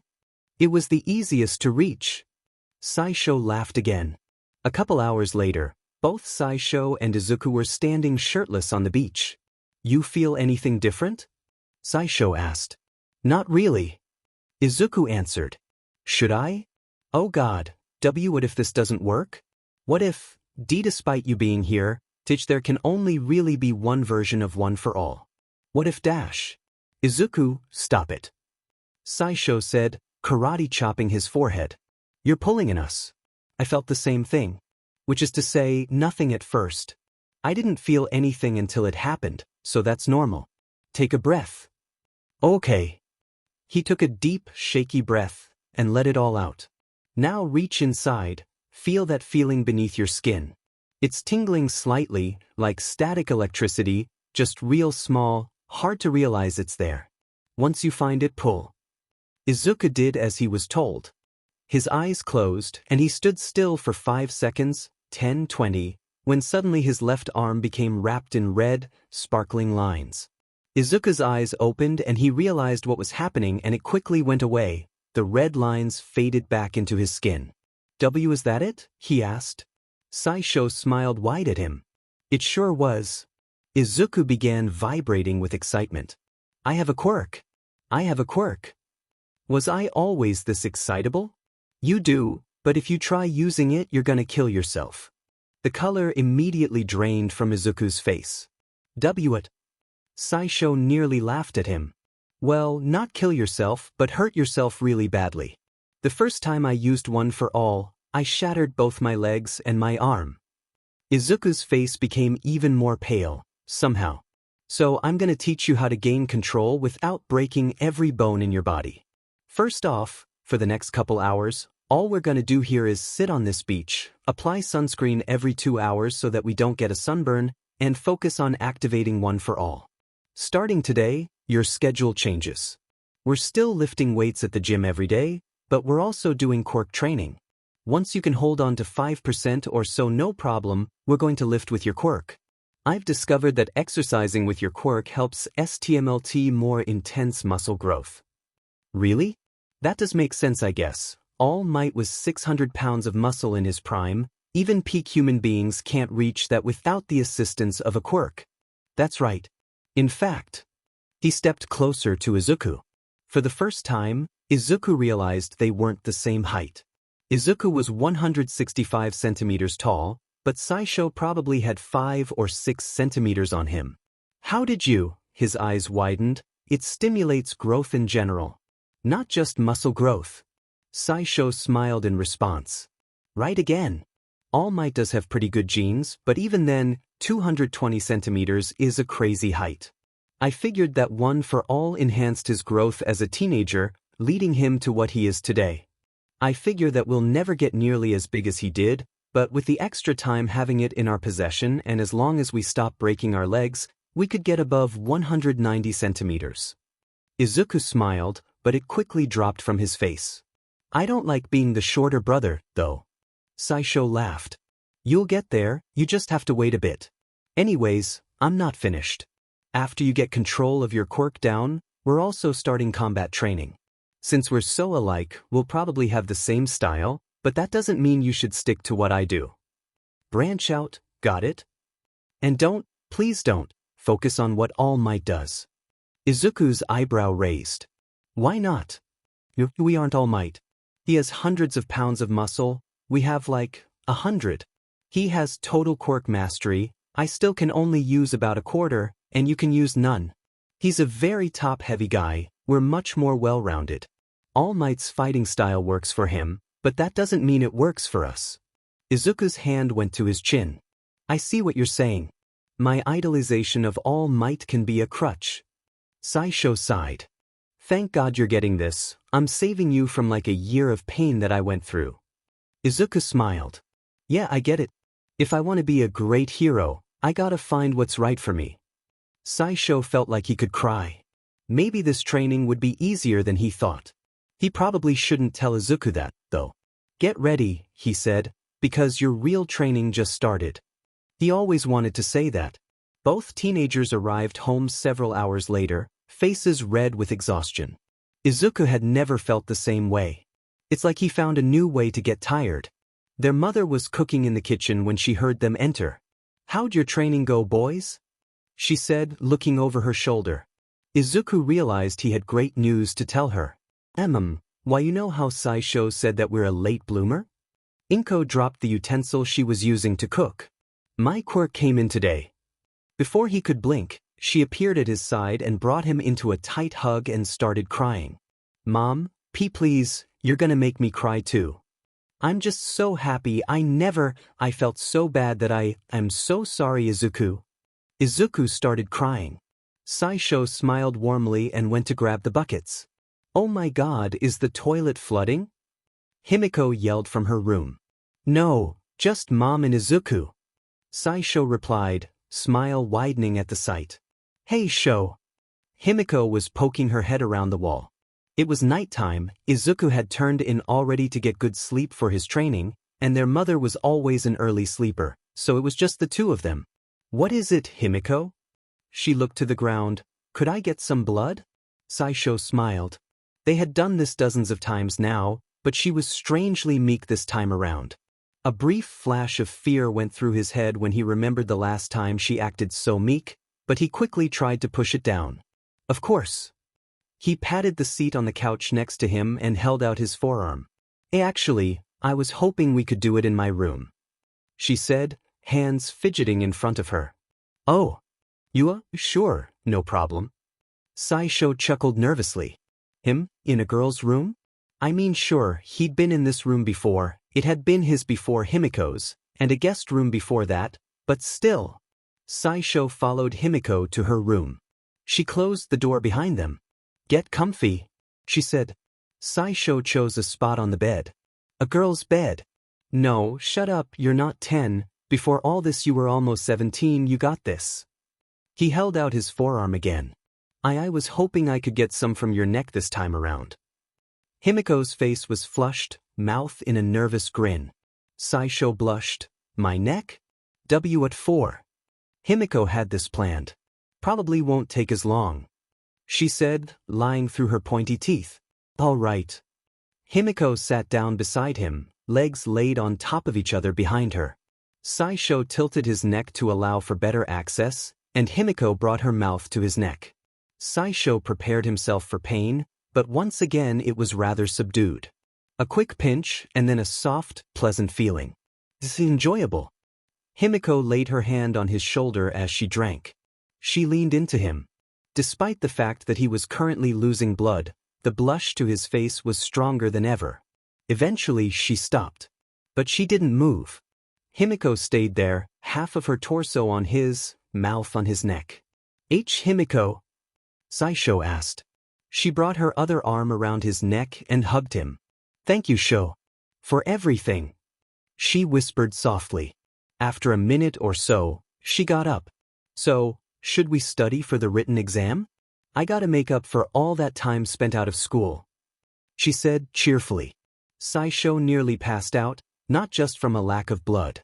So, how did you figure it out originally? Because I'm going to be honest, I'm struggling a little here, Izuku said as he tried and failed to get proper control over One for All.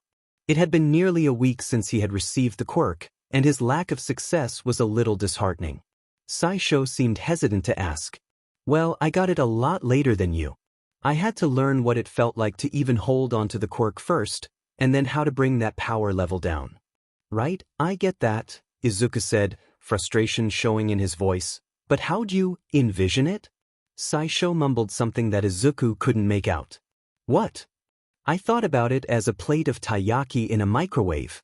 If you use a plate that's too big, then it won't spin, and only one part of the taiyaki will heat up. You've got to spread out your quirk throughout your body so you can evenly cook your taiyaki. Saisho was breathing hard, as if speaking those words took a lot out of him. Cheeks pink in embarrassment, he avoided eye contact with Izuku's scrutinizing glare. Izuku's voice was steady and filled with judgment. I have many things to say. First off, you could have told me this before. Saisho covered his face with his hands. I tried to come up with different ways to phrase it. I wanted it to sound cooler than another microwave analogy. Secondly, hilarious that is how you managed to figure out how to use this incredible, centuries-old, passed down from generation to generation legendary, mythical power using a microwave analogy. If I wasn't here, you would have found out the same way. Saisho was on the verge of tears as he defended himself like his life depended on it. Thirdly, another microwave analogy? You're telling me there's at least second, different microwave analogy. Sho wanted to bury himself in the sand. It was about an egg in the microwave, and how you shouldn't let it pop. Izuku looked at Saisho, who seemed to be shrinking in on himself. And to think that I ever held respect for you as an older brother. Saisho wailed from behind his hands. Don't joke about that. My reputation as a cool version of you from the future is all I have. I want you to look up to me as a role model. If I can't have my future self look up to me, then I failed. Izuku laughed, unable to hold it in any longer as he moved to put an arm around his brother. I'm sorry. I was just kidding, I just found it funny. Saisho crawled out from behind his own hands.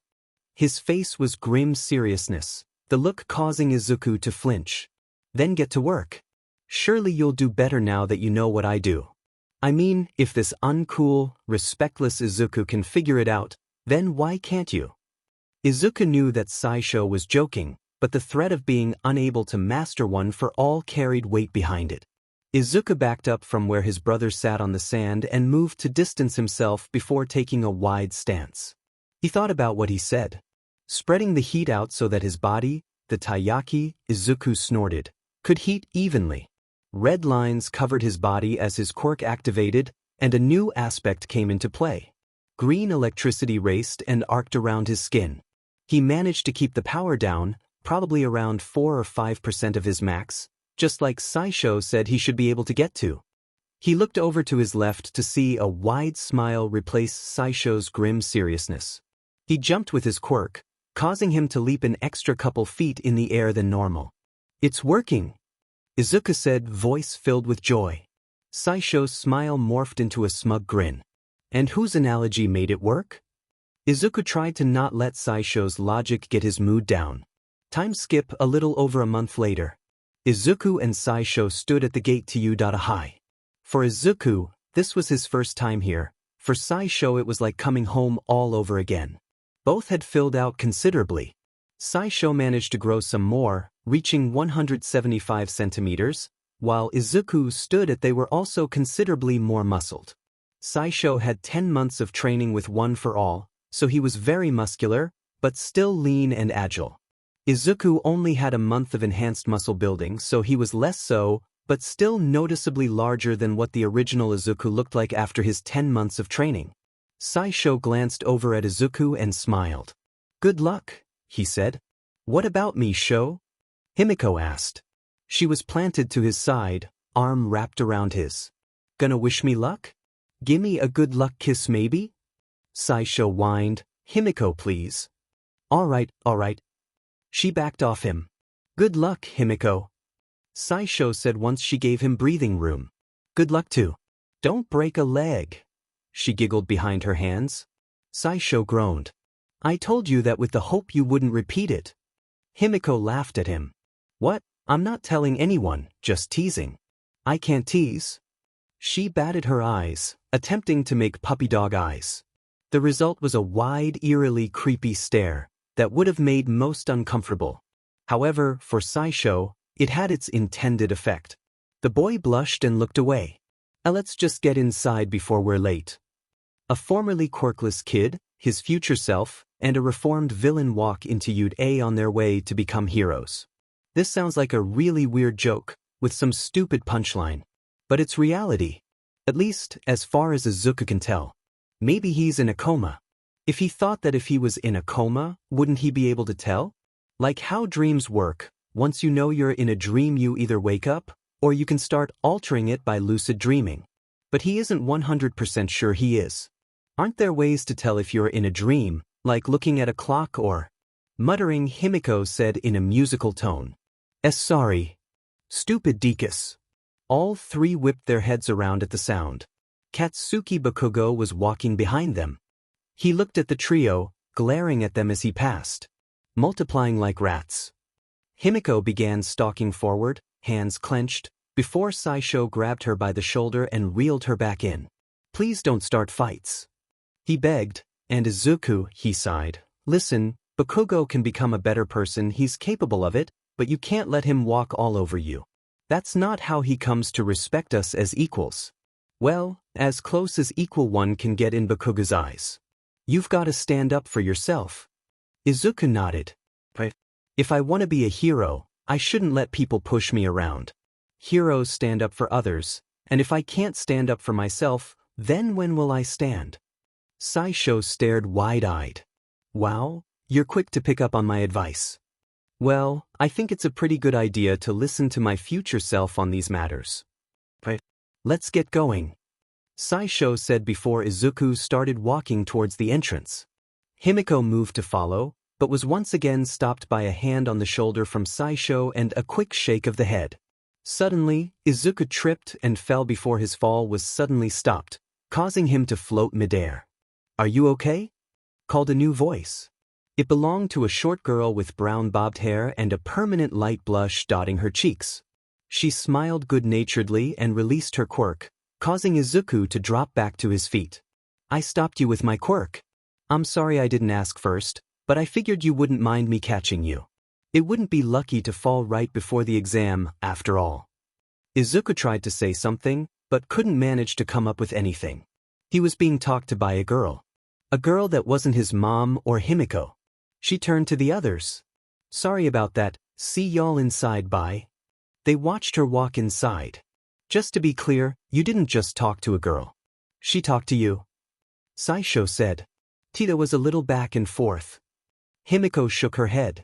Izabuddy, you didn't say anything other than She could have been talking to a brick wall, and she would have gotten the same experience out of it. Don't mock him like that, Himiko. Saisho put a hand on Izuku's shoulder. There was an expression on his face that Izuku couldn't quite tell. It seemed serious and morose. Almost sad. Find her after, talk to her then. He looked around, noticing that many of the other test participants had already made their way inside. Also, let's hurry up and get inside, the written exam will start soon. Saisho let the others walk a couple steps ahead. His brow furrowed in thought. Ochako Uraraka. For months, Saisho wondered what he would do when he saw her again. But he made his decision. Ochako pushed Saisho to better heights in his time. Ochako meant so much to him. But Izuku needed her support more than he did, and he couldn't take that support away from him. And who knows, maybe Izuku could succeed where he didn't. Saisho just hoped that he'd be able to look at the two of them together one day and be happy for them. After a fairly easy exam for Izuku, a pretty okay exam for Himiko, and a surprisingly difficult one for Saisho, Principal Nizu definitely gave him a way harder exam than normal, which he had to admit was fair. He had already taken it before, why not enjoy the challenge? The three gathered in the auditorium, moving to take their assigned seats. Saisho quickly switched spots with Izuku, keeping him away from Bakugo. Bakugo let out a low growl after noticing the anomaly sitting next to him. Suddenly, Present Mike, the sound-based hero, took to the stage and began the introductions for the practical exam. "Are you ready?" he yelled. No one replied back. Saisho nonchalantly put up a hand to cover Izuku's mouth and prevent him from muttering. After a quick brief that was interrupted by a certain blue-haired individual, they were instructed to get changed out and loaded up on the buses outside. Saisho gave some final words of encouragement to the other two before heading out. Saisho was at a different training ground than before. Cementos was overseeing this one. His gravely voice was carried by a megaphone. "Get ready," seemed like he was actually going to give them a heads up first. 3, 2, 1, go. The doors to the exam area opened, and Saisho was the first through. He flew past the other participants, reaching the city center before they had even crossed the threshold to the faux city. The following performance could only be described as surgical. Before the exam began, Saisho took note of his fellow participants, identifying several of his future classmates. Fearing the butterfly effect, he made sure to act precise and to not overdo it. He knew that with the control he currently held, he could get at least 80% of the robots here himself. But this exam wasn't made to be a gloating session, especially not just for him. He had to think of the others. After just 7 minutes, Saisho had managed to secure 40 villain points after finding and destroying lone, out-of-place robots. The kind of robots that looked like none of his classmates would have managed to reach them in their time. Estimating that 40 was enough, he set about phase 2 of his plan. Use the rescue point system. No one was in any true danger, he knew that now, but there was always the risk of injury. A blocked strike from a one-pointer here, a deflected missile there, and Saisho had managed to save a half-dozen people from various hazards.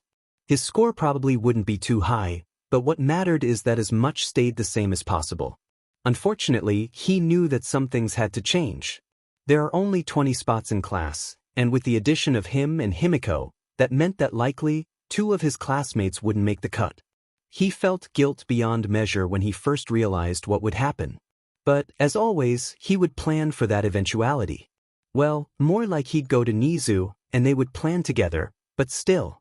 As Saisho pulled another participant from the approaching swing of a two-pointer, he reflected on Himiko and Izuku. He hoped the others were doing well.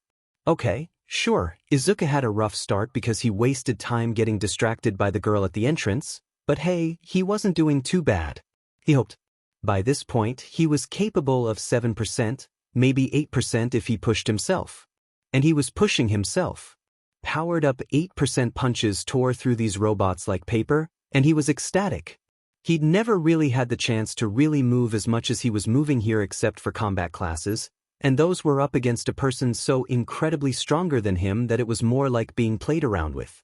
He knew that the classes were for his betterment, but gosh, could Sho let him win once? Please? Izuku tore through another one-pointer, making this his 17th point. His steps felt like small bursts of flight, moving him faster than anything he'd experienced before. The thrill was exhilarating. He hoped the others were doing well. Oh yeah, Himiko was killing it. Being the robots. Not people, of course, that would be crazy. At one point, she saw that weird angry blonde kid from the entrance. He was like a machine, focused solely on the destruction he could create. He laughed almost manically as he rocketed from place to place, blowing holes through robot after robot. It clashed heavily with her sneak and strike style, so she tried to stay away. Well, maybe she didn't completely stay away. A part of her was angry that someone so repulsively rageful was trying to be a hero. So yes, maybe she did start following him as she accrued points, and yes, maybe she did imagine cutting him up a little. Really, if she did, he should be thanking her. The blood and gashes would at least improve his ugly demeanor. Himiko watched as the boy stood still for a moment after he destroyed several bots. He panted slightly, catching his breath. Unbeknownst to him, though, Himiko saw a three-pointer, still functioning, aim its missile salvo at him. Himiko acted before she had time to think. Dashing forward, she picked up a small armor fragment from one of the destroyed bots and leaped. She landed on the head of the three-pointer and brought the piece of metal in her hands down. The red lights of the machine flickered before the head dropped, and it stopped moving. Himiko sighed, questioned why she did what she did, and looked to the side, seeing that the boy had already left. Taking a moment to herself, she hoped that at least the others were doing well. The ground rumbled and split as a massive, 10-story tall military green robot appeared. The side of its head had a huge 0 painted on it. Saisho quickly stopped to check if anyone was hurt by the entrance the robot made, or if they were in the path of the thing and couldn't escape. And there he saw it. A familiar head of short, purple hair, long earlobes and onyx eyes. He watched as Kyoka Jairu, one of his classmates from his timeline, attacked a three-pointer that was in her way as she ran from the metallic beast behind her. Her heartbeat rumbled through her jacks and into the three-pointer's frame, causing it to seize up and fall directly onto her still-attached earjacks. She screamed out in pain, and before he knew it, Saisho was by her side. He lifted the massive three-pointer above his head with ease. "Are you okay?" he asked. Jairu slithered her jack back, flinching slightly as she inspected them with her fingers. "I'm all right," she said, voice shaking with pain. "It hurt, but they're pretty resistant to blunt force." Saisho tossed the robot he held aside. "Good, let's get moving. Do you need a lift?" She hesitated slightly. "Nah, I'm good, I can run." "Then let's get going." Saisho and Jairu ran from the encroaching metal monster, getting some distance between them and it before ducking behind an alleyway. Jairu huffed, trying to catch her breath.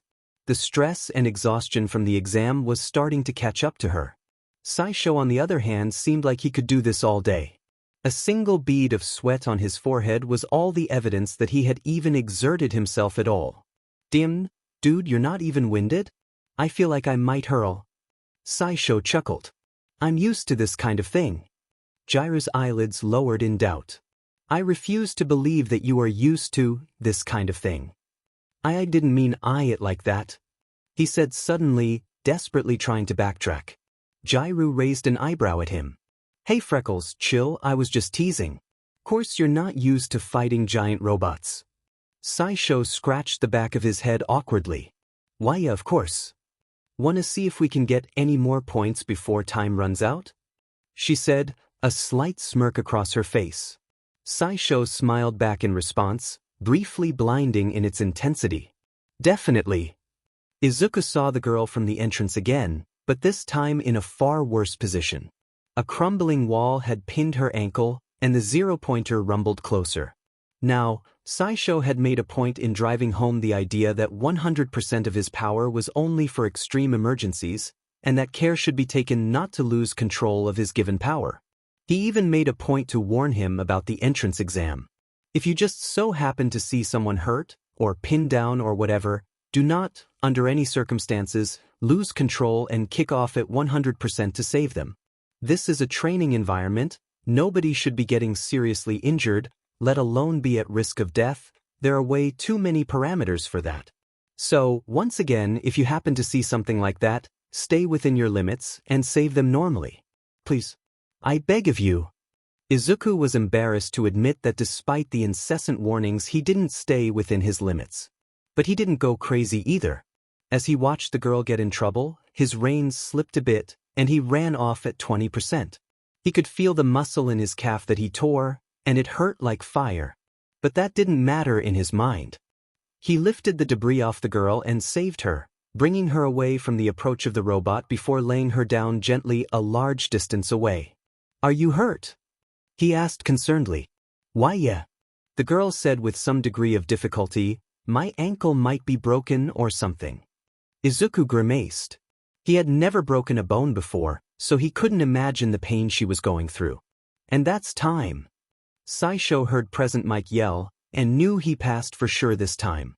Maybe he even got a higher score than before. "Hey," Jairu said from his right. They were walking towards the exit together. Give me your phone. Saisho had a confused, slightly wary look. I'm not robbing you, come on. Saisho held out his phone. Jiraiya took it and quickly entered something. Here's my contact info. Thanks for earlier. Saisho noticed how she seemed to be avoiding his eyes. And no problem, Jiraiya. Saisho said without thinking. Her head suddenly shot back up, eyes more open than they were before. How'd you know my name? You've gotta be kidding me. Thought I heard someone say it earlier? Jiraiya could tell he was lying. She could hear heartbeats, and his was beating irregularly, like a hammer against a drum. And why are you lying? Of course she can tell I'm lying. He thought, literal worst person to slip up in front of. Okay, new plan. Be honest without telling everything. Saisho put on the most serious face he could muster. For reasons I can't say, Jiraiya. Now she's gonna hate me and be suspicious and dash. Nice. You're pretty mysterious, Purple. I think I'll keep my eye on you. Make sure to keep in touch, she said before walking off. The close encounter made his heart skip a beat. At least, that's what he hoped caused it, and not the smirk that she gave him after she called him Purple. Wait, Purple? You're purple too, he yelled as she walked off. And? She said, turning around, smirk continuing to grow. The nickname sounds like you're talking about yourself. Whatever, Freckles, she chuckled to herself before turning back around and heading off. Saisho mused internally. What have I gotten myself into? The three met each other back at the entrance after the exam. Saisho was the first to ask. So how'd it go? Awesome. Himiko yelled. I got some as myself, but I also used you to take some out. They're pretty weak, and your base strength was enough to dent some heads. Hurt my fists like hell. Though, don't know how you two do it. Saisho and Izuku both laughed. Anyways, I may have stolen some kills from this kid who was spitting out these shields. He wasn't too happy about that. Tsubaruba? Saisho thought. Tsubaruba's quirk is strong, though, and he'd make a great hero. If Udai didn't work out for him, I'm sure he'd find another school like Shiketsu. Still, I should try and find out what will happen with him. Saisho, Izuku said, are you okay? You sort of spaced out there. Thinkin' about Mr. Shieldspit? Saisho shook his head and regathered himself. No, I wasn't, I'm fine, just thinking. He paused for a moment.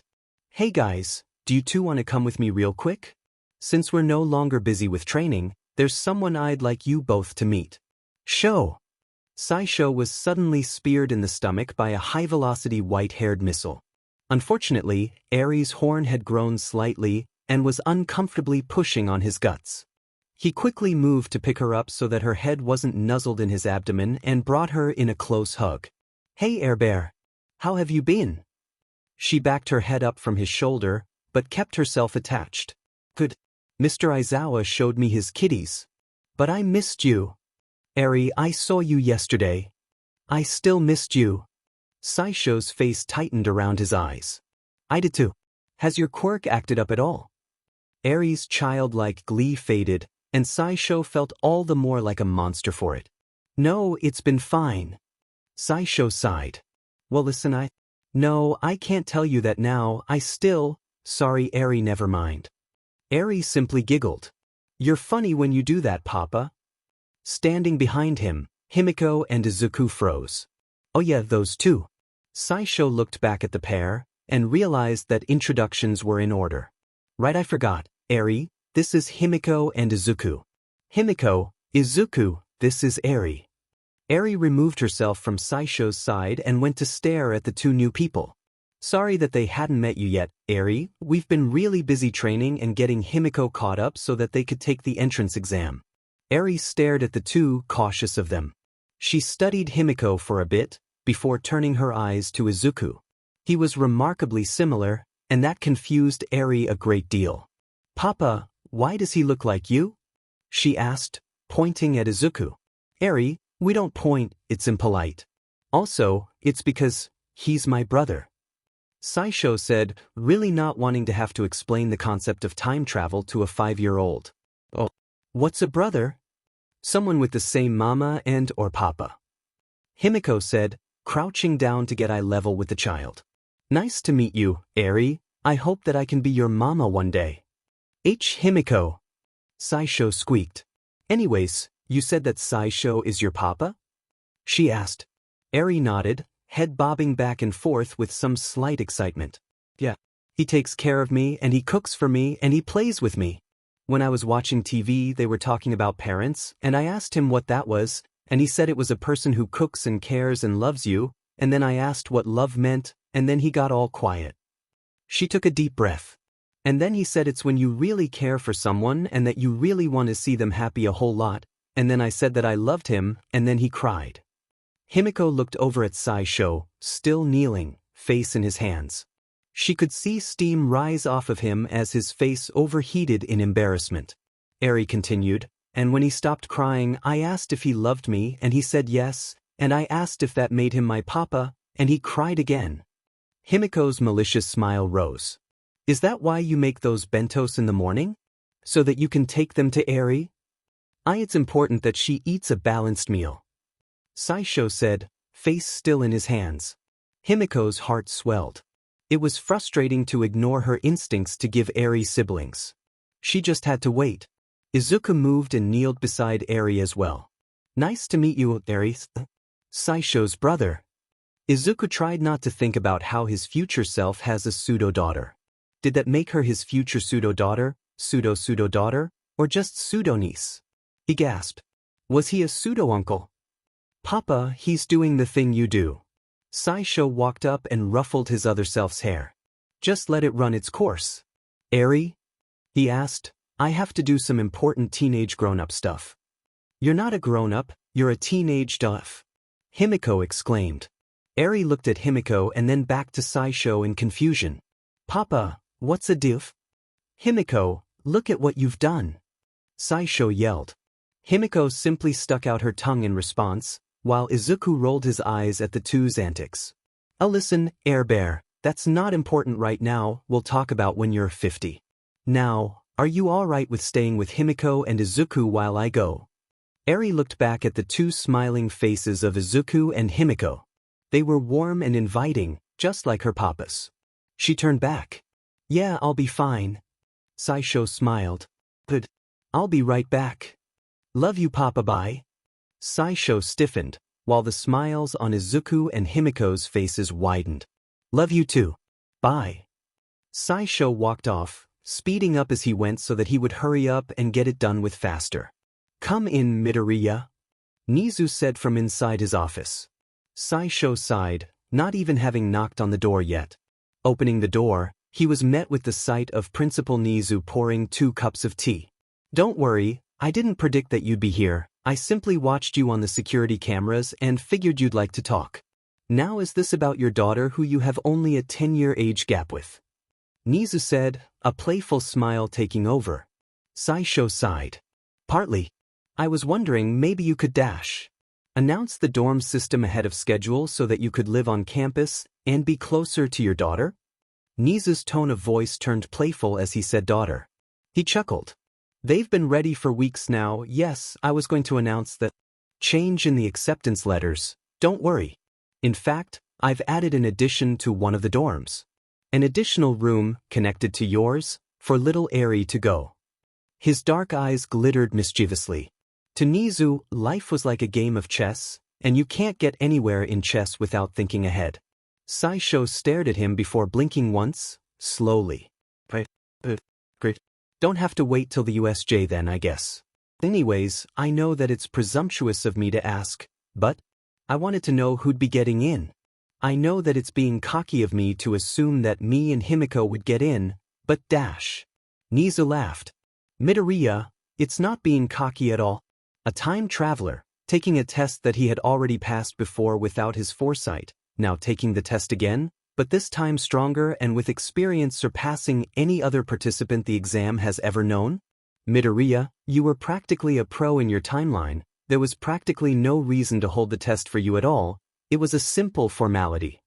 Well, cockiness aside, Midoriya continued, attempting to brush the compliments away, I'm concerned about the fact that 2 others won't be attending because of us. Selfish in a way. Nizu hummed in thought. I guess you're right, Midoriya. I apologize, I hadn't thought about it with your more human emotions. But we can't exactly run classes with 21 students each, it would make the curriculum a nightmare. Saisho looked down at the floor in thought, but also a little shame. But we could do it with 22 each. Saisho's head perked up. What? Well, if we include you, Himiko, the original 40, and 2 more, that will make which would be split into 2 22-person classes. It's simple math, Midoriya. Nizu teased. It would set a new precedent, but I don't see why we couldn't do it. Har har. Which 2 people though? Well, you said that Hitoshi Shinso ends up making a fine hero, yes? Well, why not him? He didn't score well on the practical, but that test wasn't suited well for him anyways. What about the other one? Nizu hummed in thought once more as he pored over a spread of files that lay scattered on his desk. What about this one, Togai Chikuchi? Do you know her? You can't say I do. She did well on the written portion, but her quirk seemed ill-suited for the exam as well. What's her quirk? Saisho said, producing a notebook and pencil from his pocket. Nizu eyed the boy's pocket suspiciously. There was no way that notebook managed to fit in there. She can control the moisture found specifically within a living being's body and move them with ease. She'd be great with restraining villains or moving civilians out of harm's way, but she couldn't find a way to destroy the robots. I think that she could make a fine hero. That sounds perfect. That way everyone can stay. He turned to the principal. But we are going to have to do something about Mineta. Nizu's face lost its joy. Yes, of course. He hasn't done anything yet, but immediate action should be taken once he gets here. That boy needs serious counseling.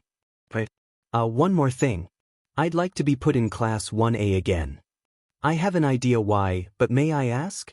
Well, of course I want to see my friends and all, but also because, for some reason or another, that's where much of the conflict happened. I'd like to be there for it all. Of course. Who would I be to ignore the words of a time traveler? I'd be a fool, that's who. I was going to put you there anyway, Midoriya, but I'll make sure of it.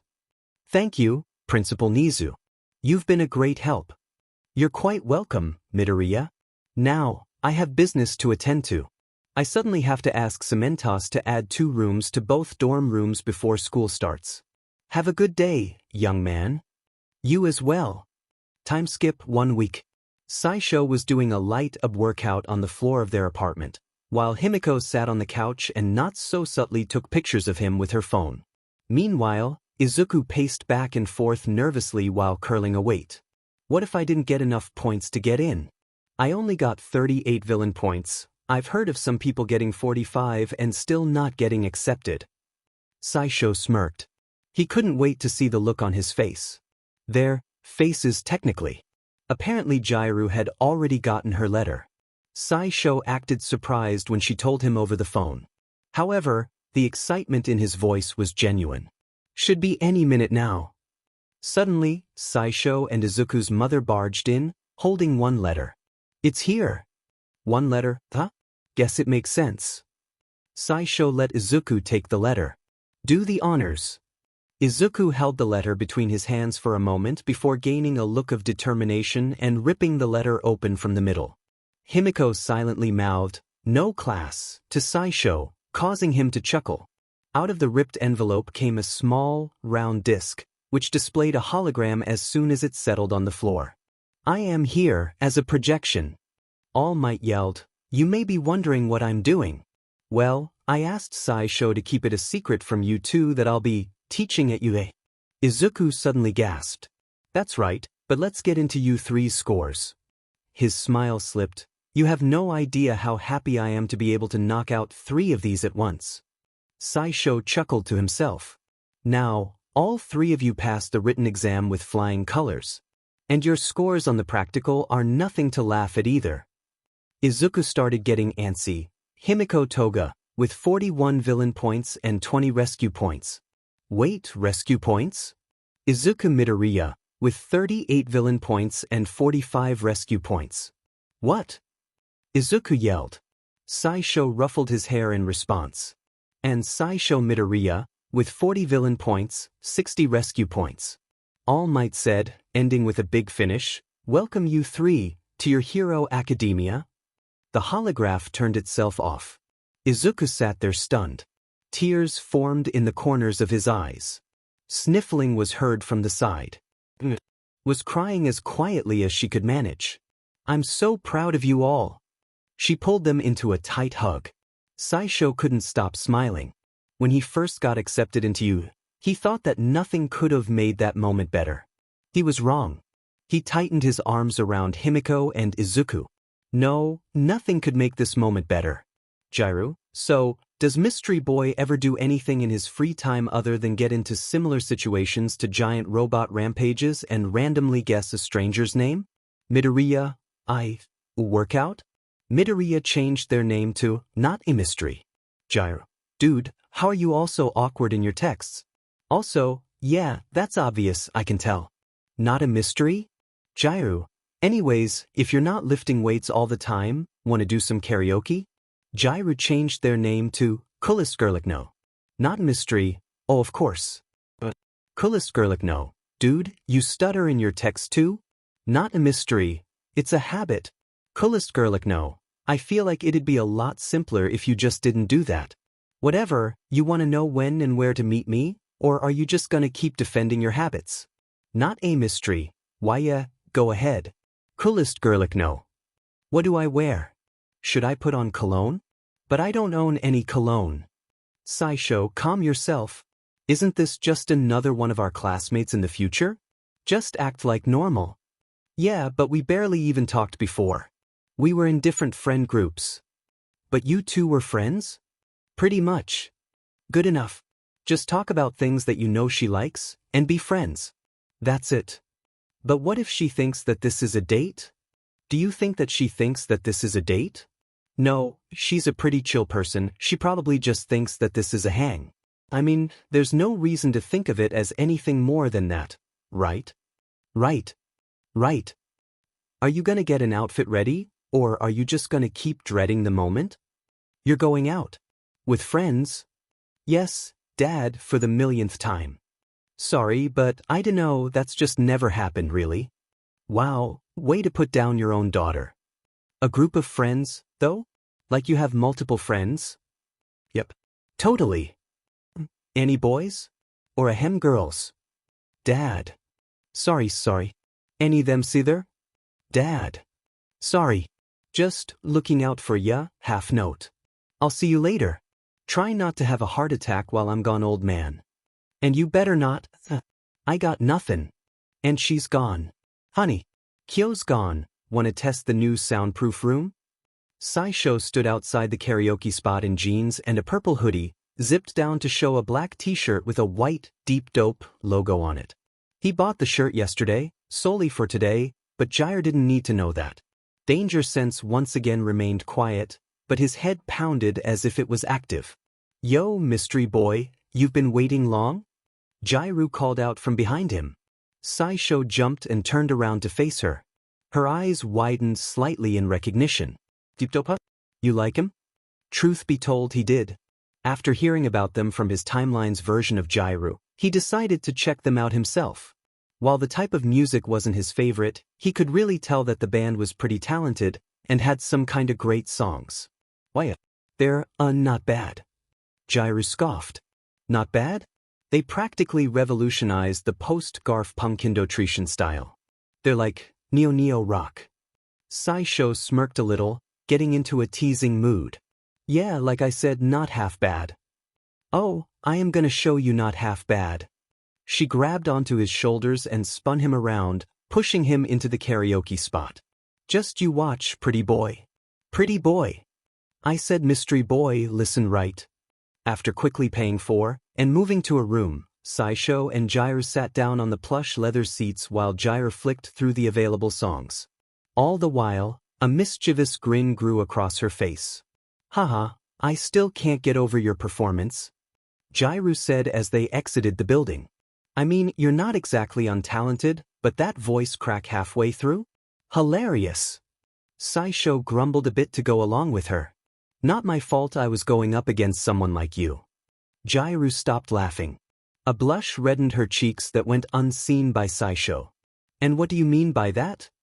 Saisho huffed, unaware of the situation he was putting himself in. It's a little unfair to go up with someone with a beautiful voice like yours. The words, beautiful, and yours, flashed through Jiru's mind.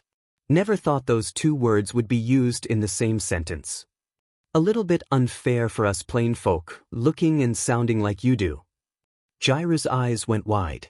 Looking? She practically yelled. Saisho suddenly realized what he'd been saying.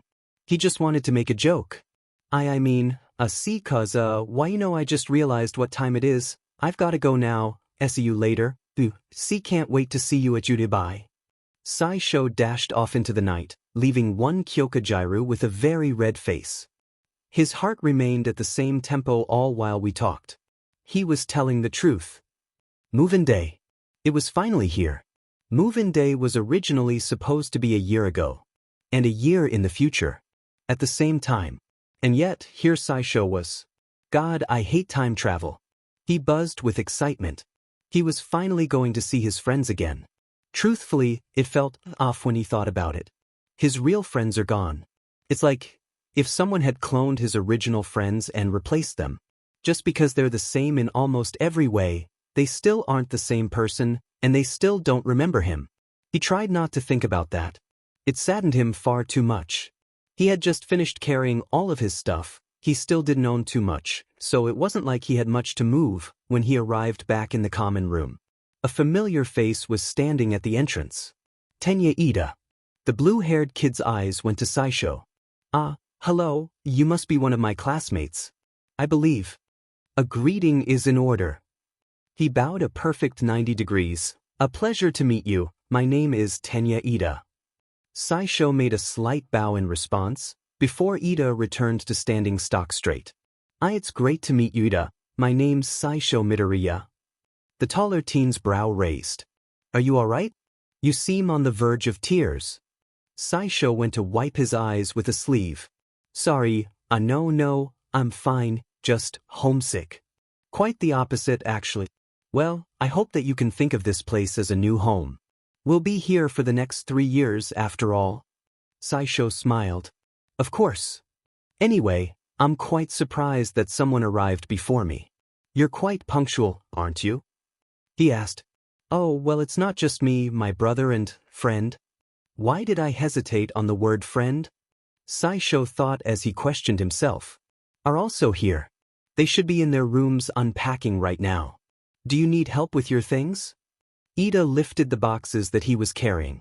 Normally I would say no, but I am moving in my collection of encyclopedias, so I would appreciate the help. Ida motioned to several boxes filled with large, hardcover books. Saisho chuckled. No problem.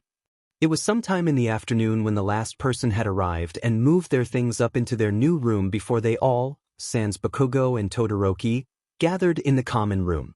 Conversation took up between them all, leaving Saisho smiling at the familiar sight.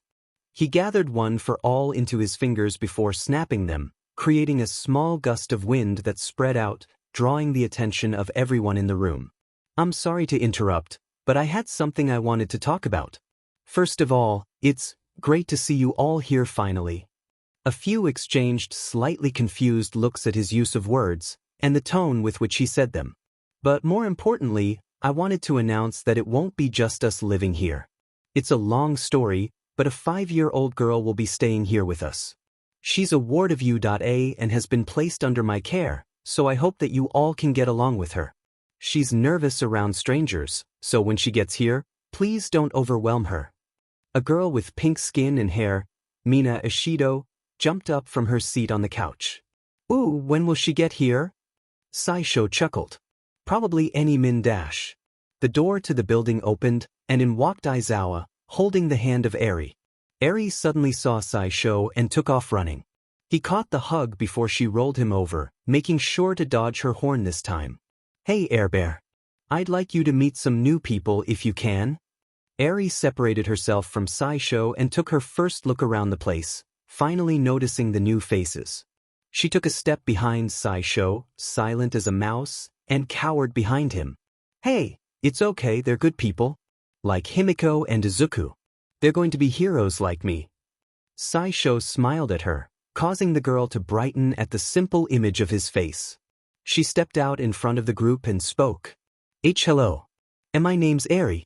It's nice to meet everyone. Saisho noticed several of his classmates' faces melt at the sight, with Mina squeaking at Eri's cuteness, and the invisible form of Toru Hagakure shaking and moving excitedly. Saisho bent down and picked Eri up, carrying her in his arms. Welp, I think that we can hold personal introductions for later. He nuzzled Eri's head with his own, making the girl laugh at his antics. I think Uncle Grouch has something to say. Saisho moved out of the way for Aizawa to address the class. Mr. Aizawa sighed at the boy's antics. Just don't show up to homeroom tomorrow. Gather up outside gym beta at 7:30 a.m. in your gym uniforms that have been left out for you in the dining room. And don't be late. He said the last sentence with an authoritative manner before he walked out of the building, attempting to seem agitated. However, Saisho knew him well after all this time. He could notice the telltale signs of a smile underneath his scarves. Saisho turned back to the group. Right, well, back to normal. Saisho had met up with Izuku after passing Eri off to Himiko. He could tell that he was nervous about mingling and socializing with so many new people. Oh hey, it's the Dekus.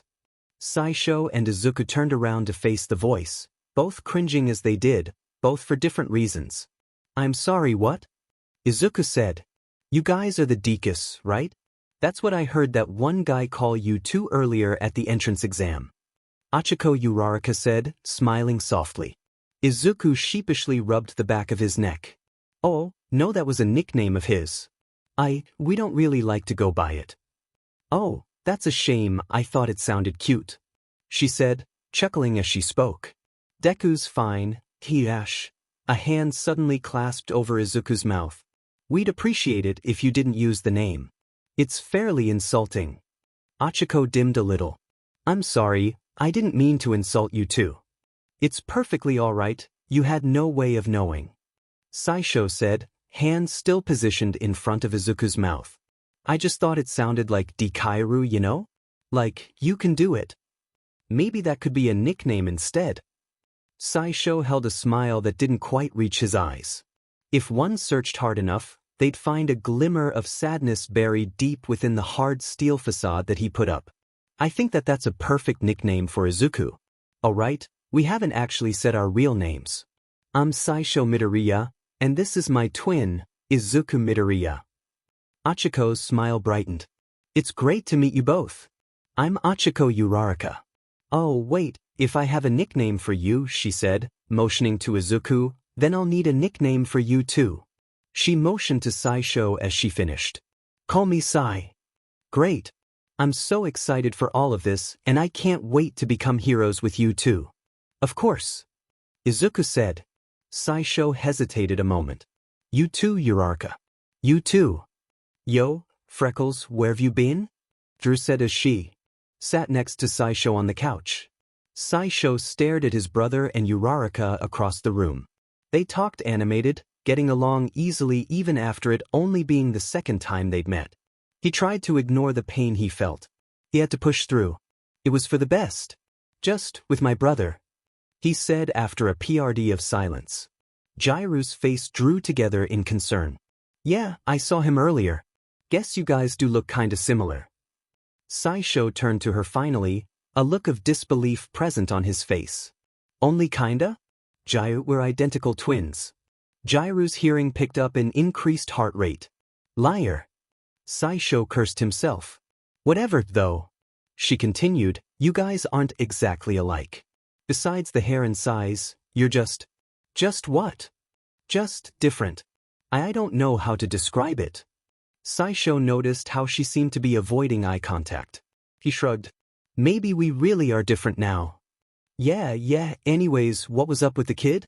She said, motioning to the child that was currently wolfing down slices of apple fed to her by Himiko.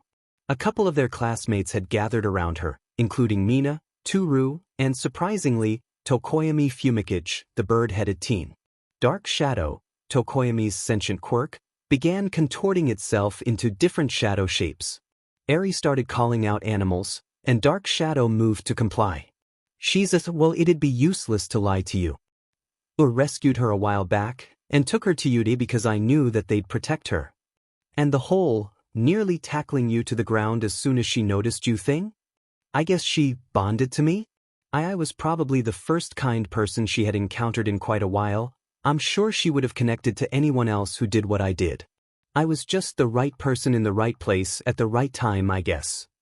Sounds like you did a lot more than being in the right place at the right time. It sounds like you did a lot more than what the average person would do. Saisho put on a resolute face. I was there to help. That's what mattered. They sat in comfortable silence for a moment before Jairu began speaking again. So, what's going to happen to her? Saisho turned back to Jairu in confusion. What do you mean? Well, is she going to be a ward forever? Or are they going to try and find her an actual guardian? Saisho turned to look back at Eri, giggling happily as Dark Shadow morphed into various shapes and objects. In the midst of her giggling, she noticed him looking at her. Papa, come look. The room went silent. Saisho smiled before getting up. No, not forever. Just until I'm old enough. He walked over to his daughter and several gaping faces, before picking her up and hugging her. Jairu watched the scene of Saisho lovingly embracing Eri, causing her to giggle more. Her heart thudded against her chest. An unfamiliar emotion flooded her system. Crap, this is bad.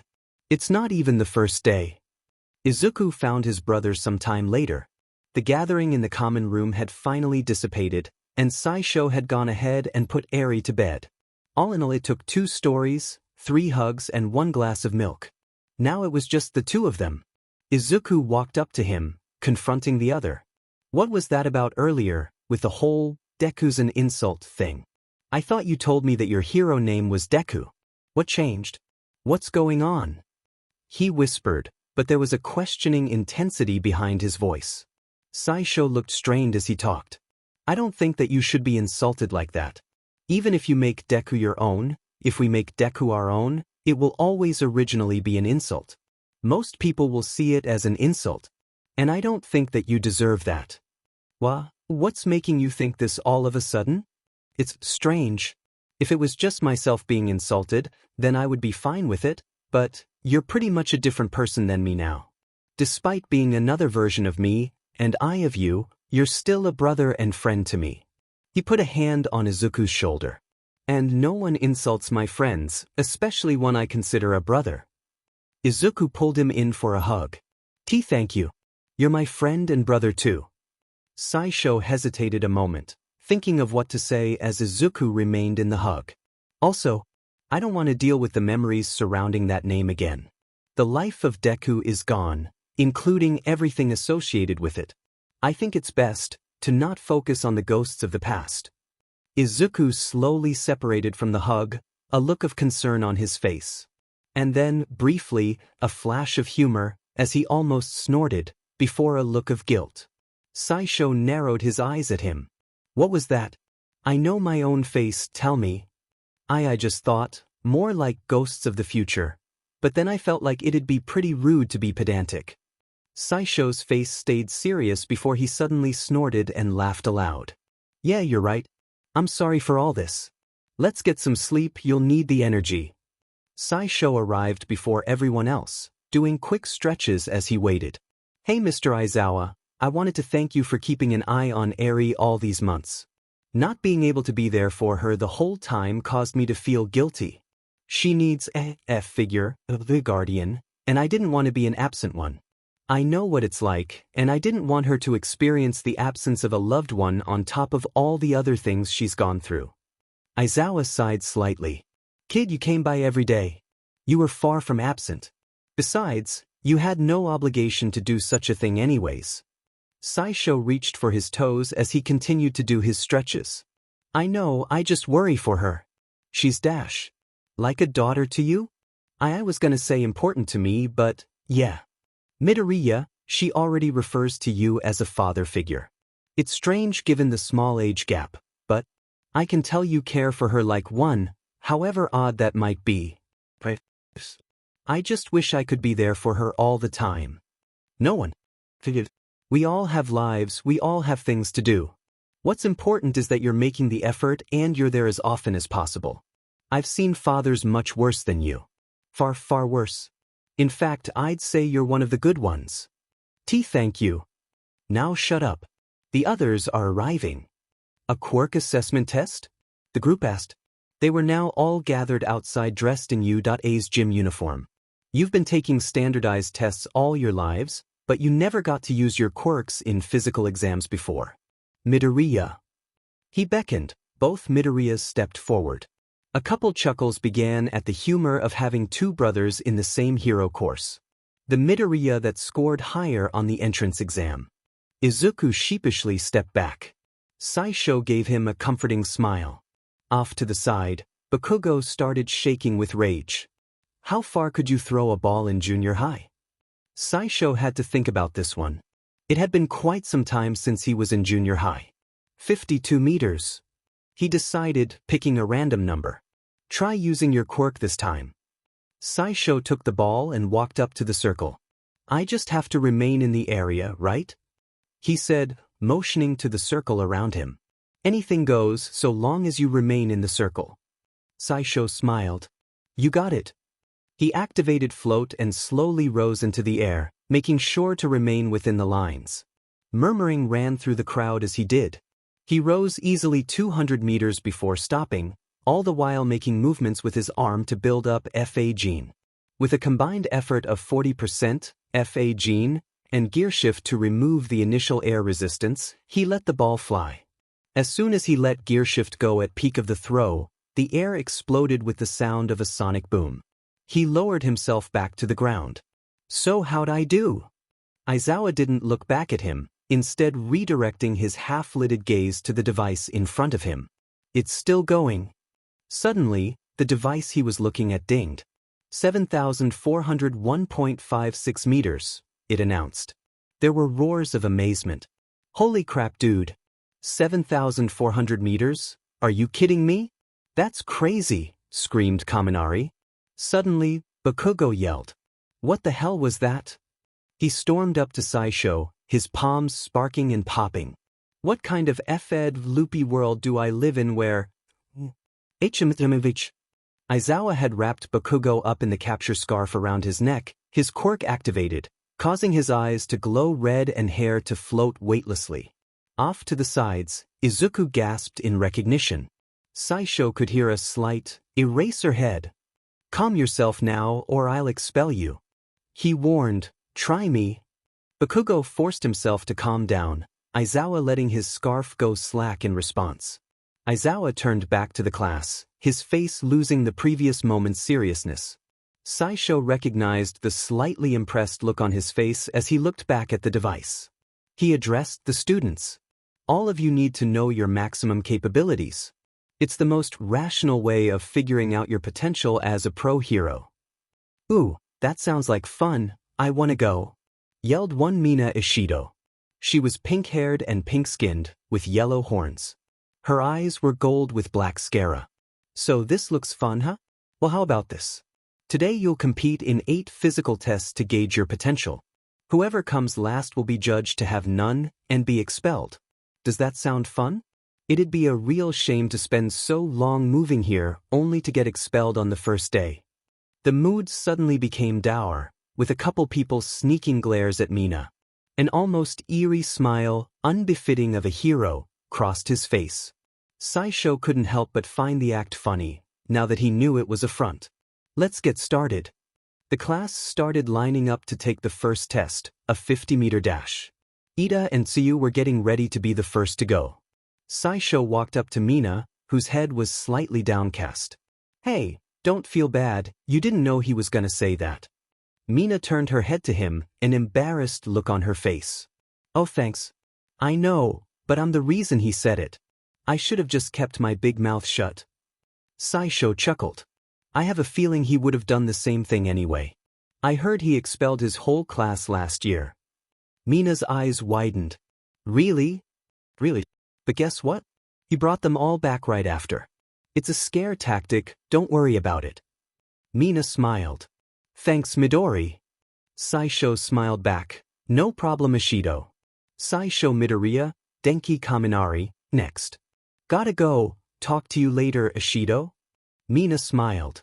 Yeah laters. Saisho took his spot beside Kaminari. You might want to watch out, this is gonna be intense.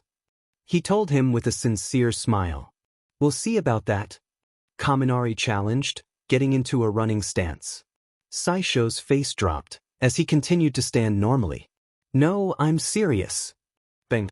The starting gunshot went off, and Izuku blasted off with float and one for all. 0.78 seconds. Kaminari stood there dazed. His hair was swept to the side by the wind. Saisho kicked up. Saisho called back, Kaminari, your time's still going. Kaminari looked back. Oh. 14.43 seconds. Oh god, that's it he yelled. Stop whining, it's not individual score-based, just placement-based. You'll get last place in this one, that's it. Assuming somebody doesn't do worse. Aizawa said. Kaminari calmed slightly. Well, it's not like the dash was gonna be my strong suit anyway. Or any of them really. Oh god, maybe I am boned. Next up, Izuku Midoriya, Katsuki Bakugo. Izuku stepped up next to Bakugo. I don't know what the hell you've done, but I won't let you beat me. Izuku's face looked nervous and scrambled, but seemed to gain a fiery determination. We'll see about that, Kachin. Bakugo scowled. Hey, I just wanted to say nice job earlier. You were so fast.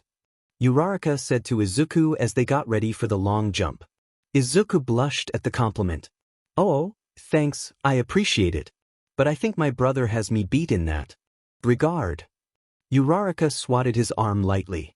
Don't think of yourself as less than. You're great, I mean you've got a great quirk. Just 'cause your brother is more used to it doesn't mean much. Thanks, Uraraka. It's just hard sometimes to see someone so like you in every way, and yet they're better than you at pretty much everything. Well then just get better. Stop comparing and start working. What's important is doing your best. She raised a fist in excitement. Izuku smiled at the girl. You're right. Much of the exam went the same way. Saisho achieving first or second in every category, while Bakugo and Izuku competed against each other. Here are the results. Aizawa said with little fanfare. A hologram of the 22 students were displayed, their placements in descending order. Saisho was in first, with Izuku third, and Bakugo in fifth. Bakugo nearly yelled. He had done worse than he thought. Hagakure Toru placed last. Her gym clothes trembled. And I was lying, no one's going home. The class shrieked. Saisho simply laughed, and yet, a part of him was still worried that Aizawa would have gotten rid of one of them anyways. Saisho dressed quickly, leaving Izuku in the changing room with most of the male part of his class. Hey Midoriya, right? Kaminari asked as he walked up. I'm Denki Kaminari, I know we didn't get the chance to meet yesterday. I saw you and your brother's performance out there, and I gotta ask, do twins really have telepathy? Like, that's crazy, right? But my brother told me about it when I was little and it's been on my mind ever since. His eyes were expectant. So, Izuku had a bewildered look on his face, he didn't even know where to begin. And no, afraid not. Amen. Well anyways, what's your quirk, dude? You looked really strong out there, but I also saw some green electricity. You a fellow thunderhead? He said, budging elbows with Izuku. Izuku went straight into analysis mode. I don't think so, as far as I can tell, and this was after several tests mind you. The electricity that arcs around my body after I use full cowling doesn't have much of an effect. I don't feel anything myself, and apparently it feels like a static shock when felt by someone else. Perhaps a byproduct of not being able to use my full power.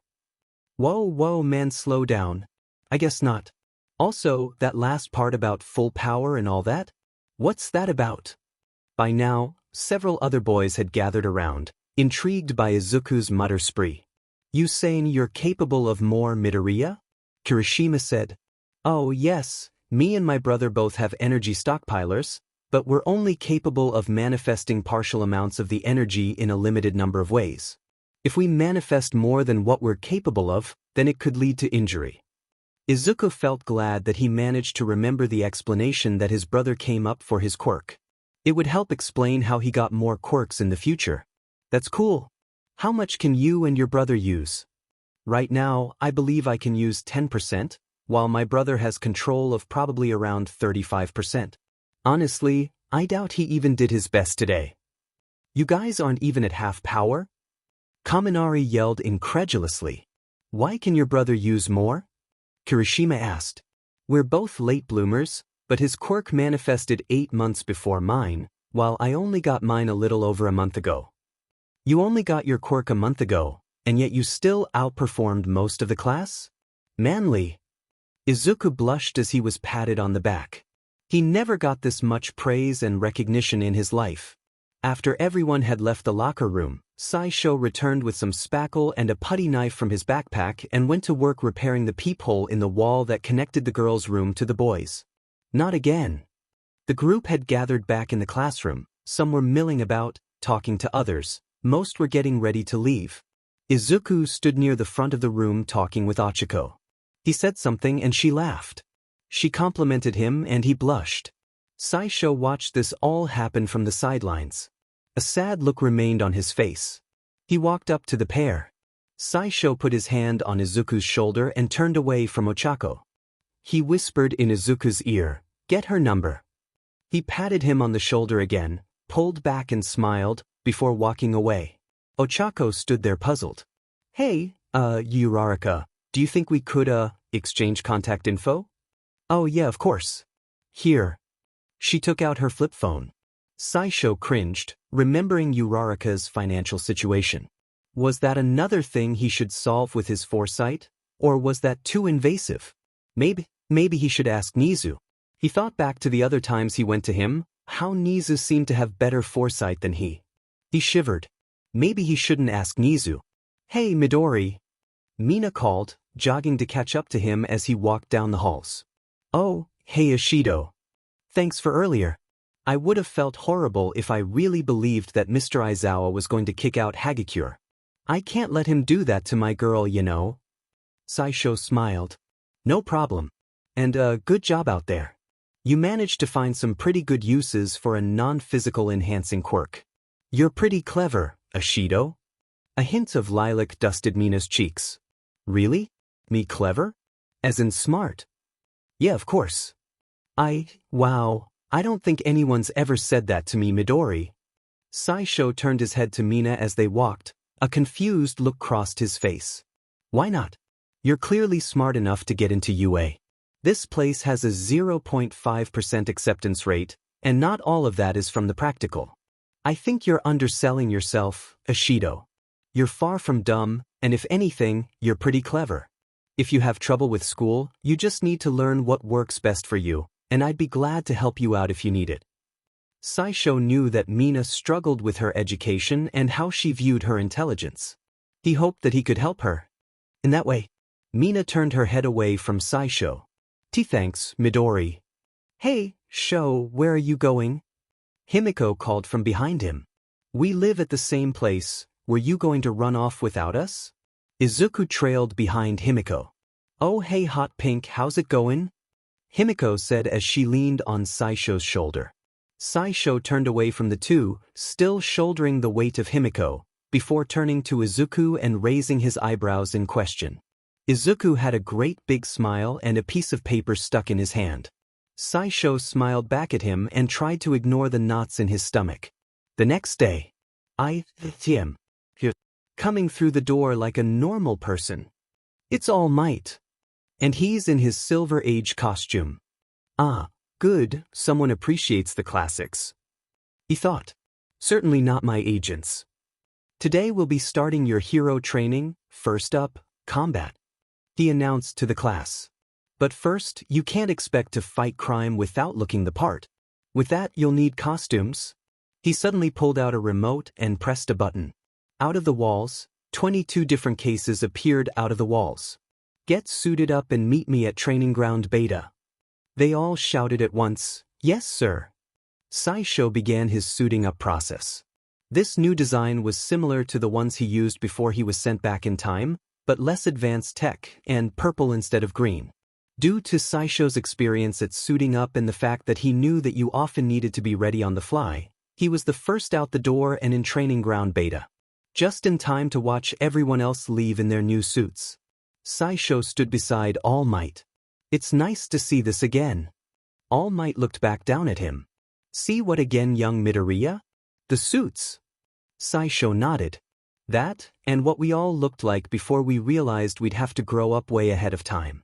All Might frowned, wanting to reassure Saisho, telling him that he'd make sure nothing truly bad happens, that what happened won't occur again. But he couldn't. Look, here they come. The other 21 students slowly began to trickle into the training area. Saisho saw Izuku and admired his new costume.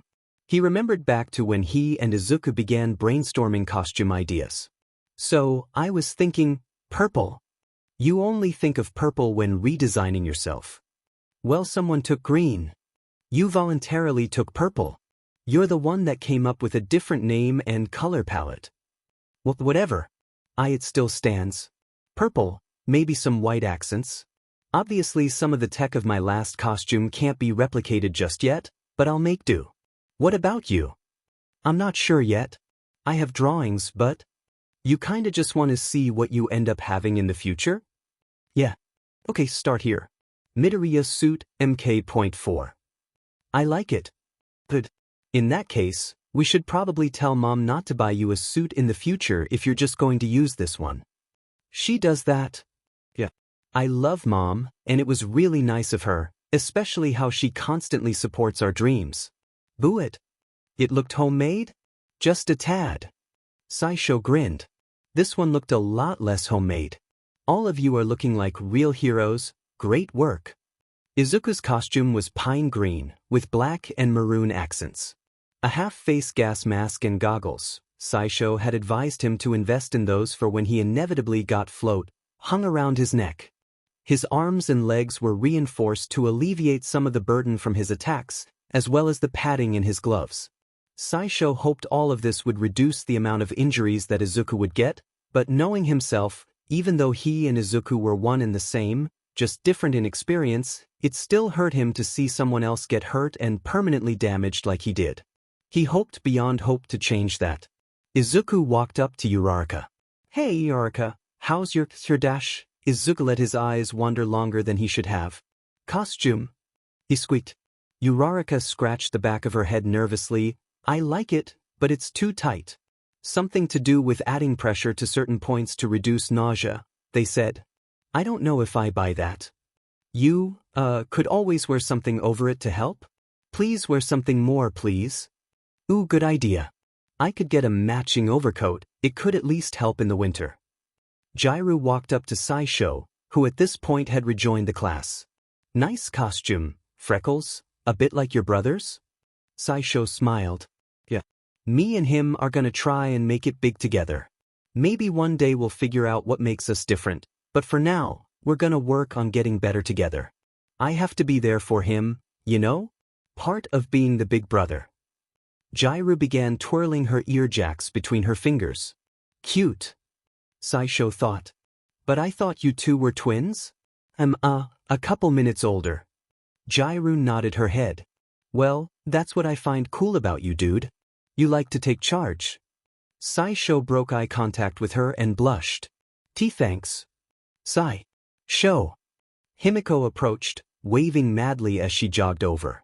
Check out my new costume. Better than that middle school outfit I wore everywhere, huh?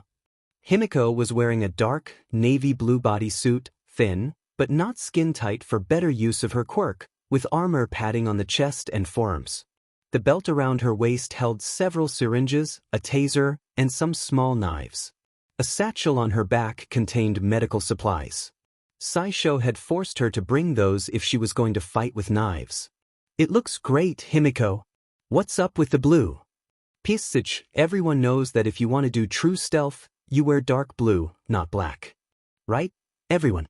Then why didn't you wear that before? She giggled in response. It was pretty good for blending into crowds during the day. Besides, those clothes were some of the only things I had. Jairu looked back and forth between the two, a confused look spread on her face. Before? Oh yeah, I forgot. 1 second. Saisho quickly sped off towards the end of the group of students and started talking to the air. Wait, not the air, to a pair of shoes and gloves. Must be the invisible girl. Himiko thought. Hey Hagakure, I know we haven't talked much yet, but I wanted to ask, do you know what DNA costumes are? Izuku asked the invisible girl. She was quite surprised at seeing him run up so quickly, but regained her semblance. No, why should I? She asked, curious as to why a near stranger had suddenly run up to her. Their clothes woven out of the wearer's DNA so that they actually work with their quirks instead of against. I recommend you get a pair. You'd have to cut your hair pretty short, but I bet you wouldn't mind that much considering. If Hagakure could be seen, you'd find a blushing, embarrassed mess. She had been really hoping that no one had realized that she was practically naked today. Why yeah, thanks. Saisho smiled. No problem. And ran off to rejoin the front of the group. Now, the hero team will be entering the building to find the bomb, and their goal is to capture the villains or touch the bomb. The villain team's goal is to either capture the heroes or evade capture and protect the bomb for 15 minutes. Teams will be formed via drawn lots. Makes sense? All Might said. Ida went to ask why the teams were randomized, which caused Saisho to open his mouth to respond, before realizing and hesitating. The random aspect represents how we as heroes won't always be able to choose who we work with. Sometimes we'll have to team up with whoever's on site at the moment. Izuku responded. I gotta make sure to not take away his moments. It's important for his growth as a hero. Precisely, now since there's 22 of you, there will be 2 teams of 3 that will automatically be going against each other. Let's get started. Team A, Saisho Midoriya, Kyokajiru, Himiko Toga. Team B, Shoji Mizo, Toru Hagakure. Team C, Mineta Minoru, Momo Yaoyorozu. Team D, Katsuki Bakugo, Shoto Todoroki, Eijiro Kirishima. Team E, Mina Ishido, Yuga Aoyama. Team F, Koji Koda, Rikido Sato. Team G, Denki Kaminari, Tsuyu Azui.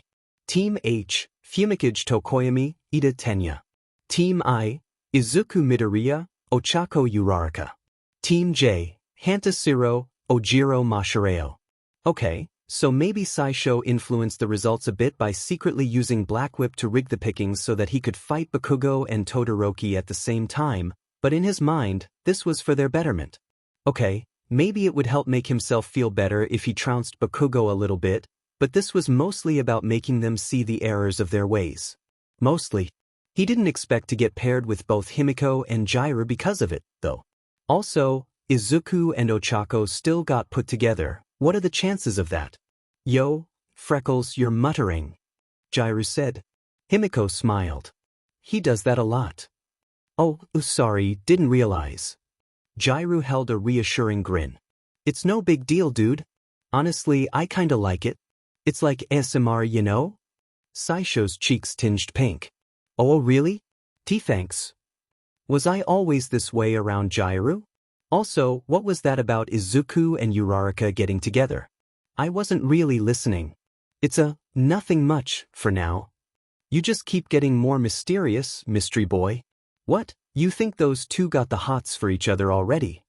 She looked over to the duo. Yeah, I totally get it.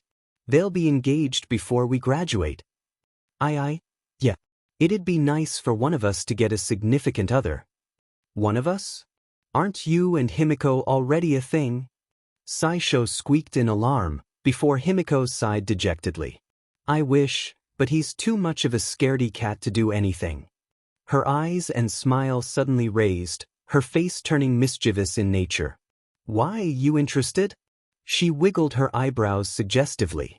Jiru raised her eyebrows. Oh, I was just wondering, that's all. Before averting her eyes. First up will be our 3-person teams. Now, get ready, both teams will have 10 minutes to strategies and prepare. That DMN purple Deku. First this twin bullshit, then the quirk? He's done something, he's doing something to get at me. Interrupt my journey to the top. Are you always this loud? Todoroki inquired. Shut it, Ice for Brains, this is my battle here. I've gotta beat that extra to an inch of his life and squeeze the answers right out of I'm. All Might's voice suddenly rang out, and start. Whatever, just stay out of my way. I intend to end this quickly. They both left Kirishima standing in the starting room. Guys? Shouldn't we leave someone to guard the bomb? That's your job, shitty hair. Bakugo yelled from the hallway. Damn it, I didn't want to play defense. Saisho, Jiraiya and Himiko were sneaking around the halls of the building, listening for any sign of their competitors. Careful. Sho said, Todoroki seems to have a pretty powerful ice quirk. You might want to get prepared then, I can hear them around that corner. Jiraiya said, Jax seemingly following an approaching noise. Don't worry, I got dash. A wave of ice suddenly approached them. Move. Saisho quickly grabbed Jiraiya first and positioned her on his back before activating float. The ice passed inches below his feet. Himiko managed to jump in time, small claws shooting out of the toes of her shoes and embedding itself in the walls, letting her avoid the ice that now covered the floor. They heard a brash voice coming down a side tunnel followed by small explosions. Warn me next time you do that, Snowdome. I won't sweat as much if you're cooling the whole place down, you FING glorified portable air conditioner. I told you to stay out of the way. Shut it. Tell that to yourself. Bakugo and Todoroki walked around the corner of the hallway. Looks like we found you, doppelganger, earlobes, vampire. Himiko giggled. Do you spend your free time coming up with derogatory nicknames? Shut up, Bun Beach. You only left Kirishima playing defense? You're not using the building to your advantage. Saisho sked with his teeth. Strong but not strategic, huh? Cover your ears. The short girl quickly complied before Saisho activated one for all at 20% in his arms and clapped them together. The resulting force cracked and shattered the ice that filled the hallway. Jiraiya, Bakugo, and Todoroki were stunned by the show of force. Himiko managed to just barely remain fixed in the wall.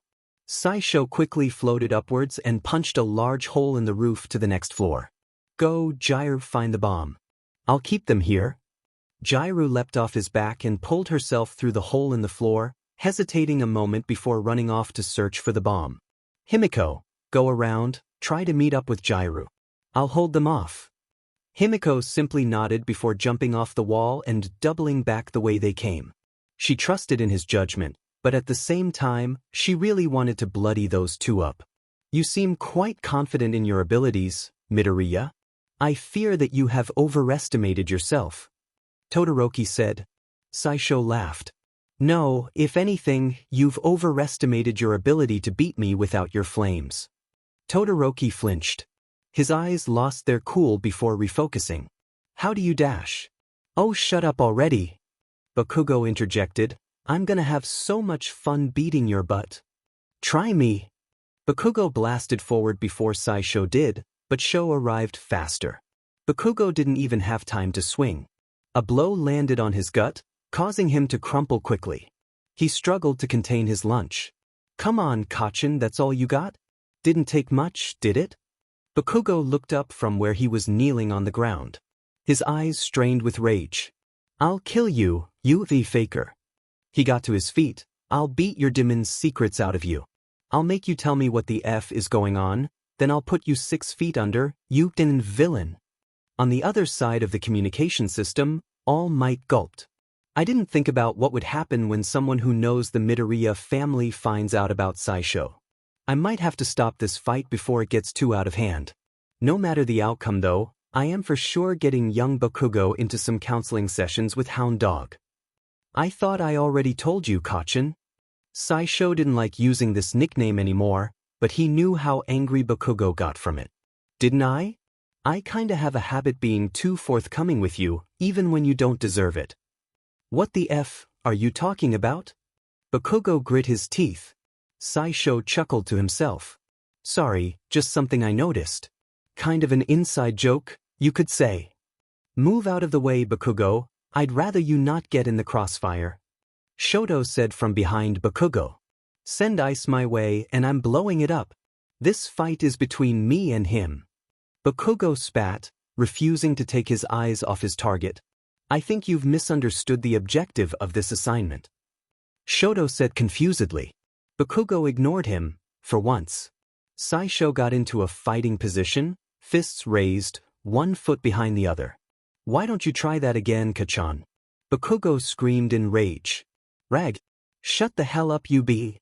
He threw an uppercut this time, which was deftly dodged by Saisho, before his wrist was grabbed. In response, Bakugo threw a left and unleashed a large explosion, aiming for his opponent's face. His opponent that was no longer there. A right hook smashed cleanly into Bakugo's jaw. So that's where he went. Before he could retaliate, a knee met his stomach, and he once again felt like losing his lunch. Bakugo faltered, but fought to stay on his feet. You know, I think it's funny. My whole life, you told me that I couldn't be a hero, because I didn't have a quirk. Well, guess what, Bakugo? This entire fight against you, I haven't used my quirk once. Looks like you were wrong. The fire in Bakugo's eyes struggled to burn. You fucker, thinking you can look down on me? He slurred his words together. The blows that Saisho made were very effective. Shoto gritted his teeth before sending a wave of ice towards the two. Saisho destroyed it without even looking his way. Look down on you? My whole life I looked up to you. You were what I wanted to be, Kachan. Saisho began using his nickname for Bakugo again, but this time without any feeling of irony or anger. I thought that you were the best, a pillar to look to model myself after, but guess what? I was wrong. You're no pillar, you're still just a child with a strong quirk, that's it. You've never grown up. Bakugo growled, raising his hands, prepared to fire off another explosion before Saisho moved faster than he could keep up with and knocked the boy out in a quick, decisive jab to the jaw. He slumped forward into Saisho's arms. Just grow up, please. Todoroki's cold stare melted. The ordeal happened faster than he thought. It was barely a fight. He quickly made his distance and sent another wave of ice towards the boy, this time raising it so that ice ran from floor to ceiling, wall to wall. It was impossible to dodge. Todoroki heard a noise, but nothing happened. His ice held strong. I should thaw him out, but the two girls are still somewhere in here. The test should end before he suffers any major injuries, anyway. He turned around, heading for the stairs. He was suddenly hurled back by a punch to the stomach. Saisho had appeared in the direction he was heading towards. How did you dash? That was really reckless of you, Todoroki. I'm disappointed. He shook his head ruefully. You could have gotten Bakugo caught in the crossfire. Bakugo was slung over the teen's shoulder, his wrists and ankles tied with capture tape. And to answer your question, I went through the wall. You saw me punch through the roof. What? You didn't think I could pull something like that again? The heterochromatic teen got to his feet. Don't think I'm backing down now. His eyes narrowed with intensity. Let's get you to use that fire. The two stood at the ready, waiting for the other to make the first move. The hero team wins. All Might yelled, voice coming over their earpieces. Saisho sighed. Jair must have found the bomb. He smiled back at Todoroki good-naturedly. Another time, then. Saisho walked to the exit with Bakugo still over his shoulder, meeting some medical robots at the door and placing him on the stretcher. He's not gonna be happy waking up.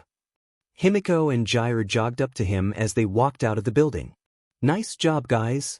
Thanks, Freckles. You managed to hold them off while we searched. Saisho scratched the back of his head, wry smile on his face. Yeah, I did okay with them. How did you two fare against Kirishima? Himiko shouldered in, a little blood escaping from a busted lip. It was great. He could pack a punch, but with the two of us, we were unstoppable. Himiko took a hold of Jairu's shoulders, causing the shorter girl to blush, before she was shaken side to side. She was incredible. 2 quick jabs from her jacks, and he falls to the floor.